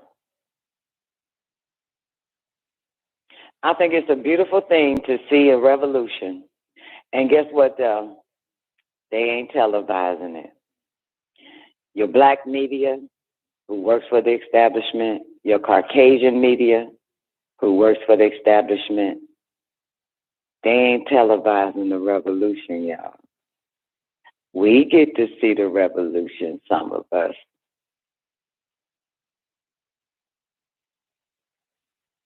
If you don't want the slaves to know that there's Harriet Tubmans all over the fucking world, then you will make sure you give them something else to focus on. Now, 350 million people in America, or 80 million, have no idea what is happening. My mother watches the news all day, every day. They're not telling her that. So if they ain't telling this lady, they ain't telling none of these motherfuckers what's going on. You hear me? You depend on the news to give you the news. Yeah. If they don't want you to know, you won't hear about it. If you're waiting on them to tell you. And they're right. If you waiting on them to tell you, they ain't finna tell your ass. I don't go, you know, you remember how to be like, you watch the news? No, I ain't watch the news. Well, this, that, and other. Let me turn on CNN and see what they saying. Let me turn on goddamn Channel 5 and see what they saying. Shit, you better turn on that to find out what the fuck they saying, baby. Only thing they give y'all niggas is an earthquake in Haiti. And that's something else. That's the only thing they giving them overseas, the earthquake in Haiti, right? That's about as far as news you gonna get. Other than that, you gonna get some Pfizer news, some CDC news. Ain't that right now? You gonna get some Biden news. That's it. That's about as far as news you gonna get. You ain't gonna get nothing else. That's about all the news. You gonna get them vaccine news, the mandatory news. You ain't getting nothing else. You ain't getting nothing else. Turn that shit off. I ain't giving you nothing unless they want you to fucking know some lies, some bullshit. So the moral of the story, and I'm about to get the fuck up out of here. American people is for the establishment. Negroes is the deciding factor of how this shit goes and how it always will go. Negroes don't know that. It's so interesting, though, because niggas like to be needed. So they don't know, like, if I needed a nigga, right, if I needed 8 of y'all, at least 6 of y'all would be like, that bitch got a hidden motive. But all the Negroes ain't yelling that shit with them motherfuckers. You only yell a nigga got to have a hidden agenda with your ass. But you don't think the establishment got a hidden agenda for your ass? You don't think nobody else but niggas got a hidden agenda? Shit, you missing the big picture then, baby. You missing the big picture right there, ain't it? God damn. You know what I'm saying? I'm literally thinking as a dumbass that this white dentist bitch cares about my lungs. You need to stop smoking. Come to find out, Nell, after she says it, she goes straight to the computer and start typing. Now, come to find out, the reason why she went to the goddamn computer and put whatever she put in, because they get extra money if you tell a motherfucker to stop. They get paid. So, bitch, you ain't telling me to fucking stop because you care about a hoe. You telling me I need to stop fucking smoking because you get an extra $1,500 goddamn dollars, bro, from the government. And the whole time I'm thinking, oh, look at this Karen ass white woman. And that ain't the case. It's amazing when you think somebody really care about you, but they only getting paid to tell you they do. Ain't that a motherfucker? So they call it health care, but they're getting paid to tell you they care about your health. They get extra money, y'all. So when they say, well, you need to, cut back on this and cut back on, but you start telling them, because they actually do they don't even smell cigarettes on your ass. They'll still say, do you smoke? Some of y'all be like, hell no, I don't smoke. Okay. And they still put that in the system like, I asked, I want my money.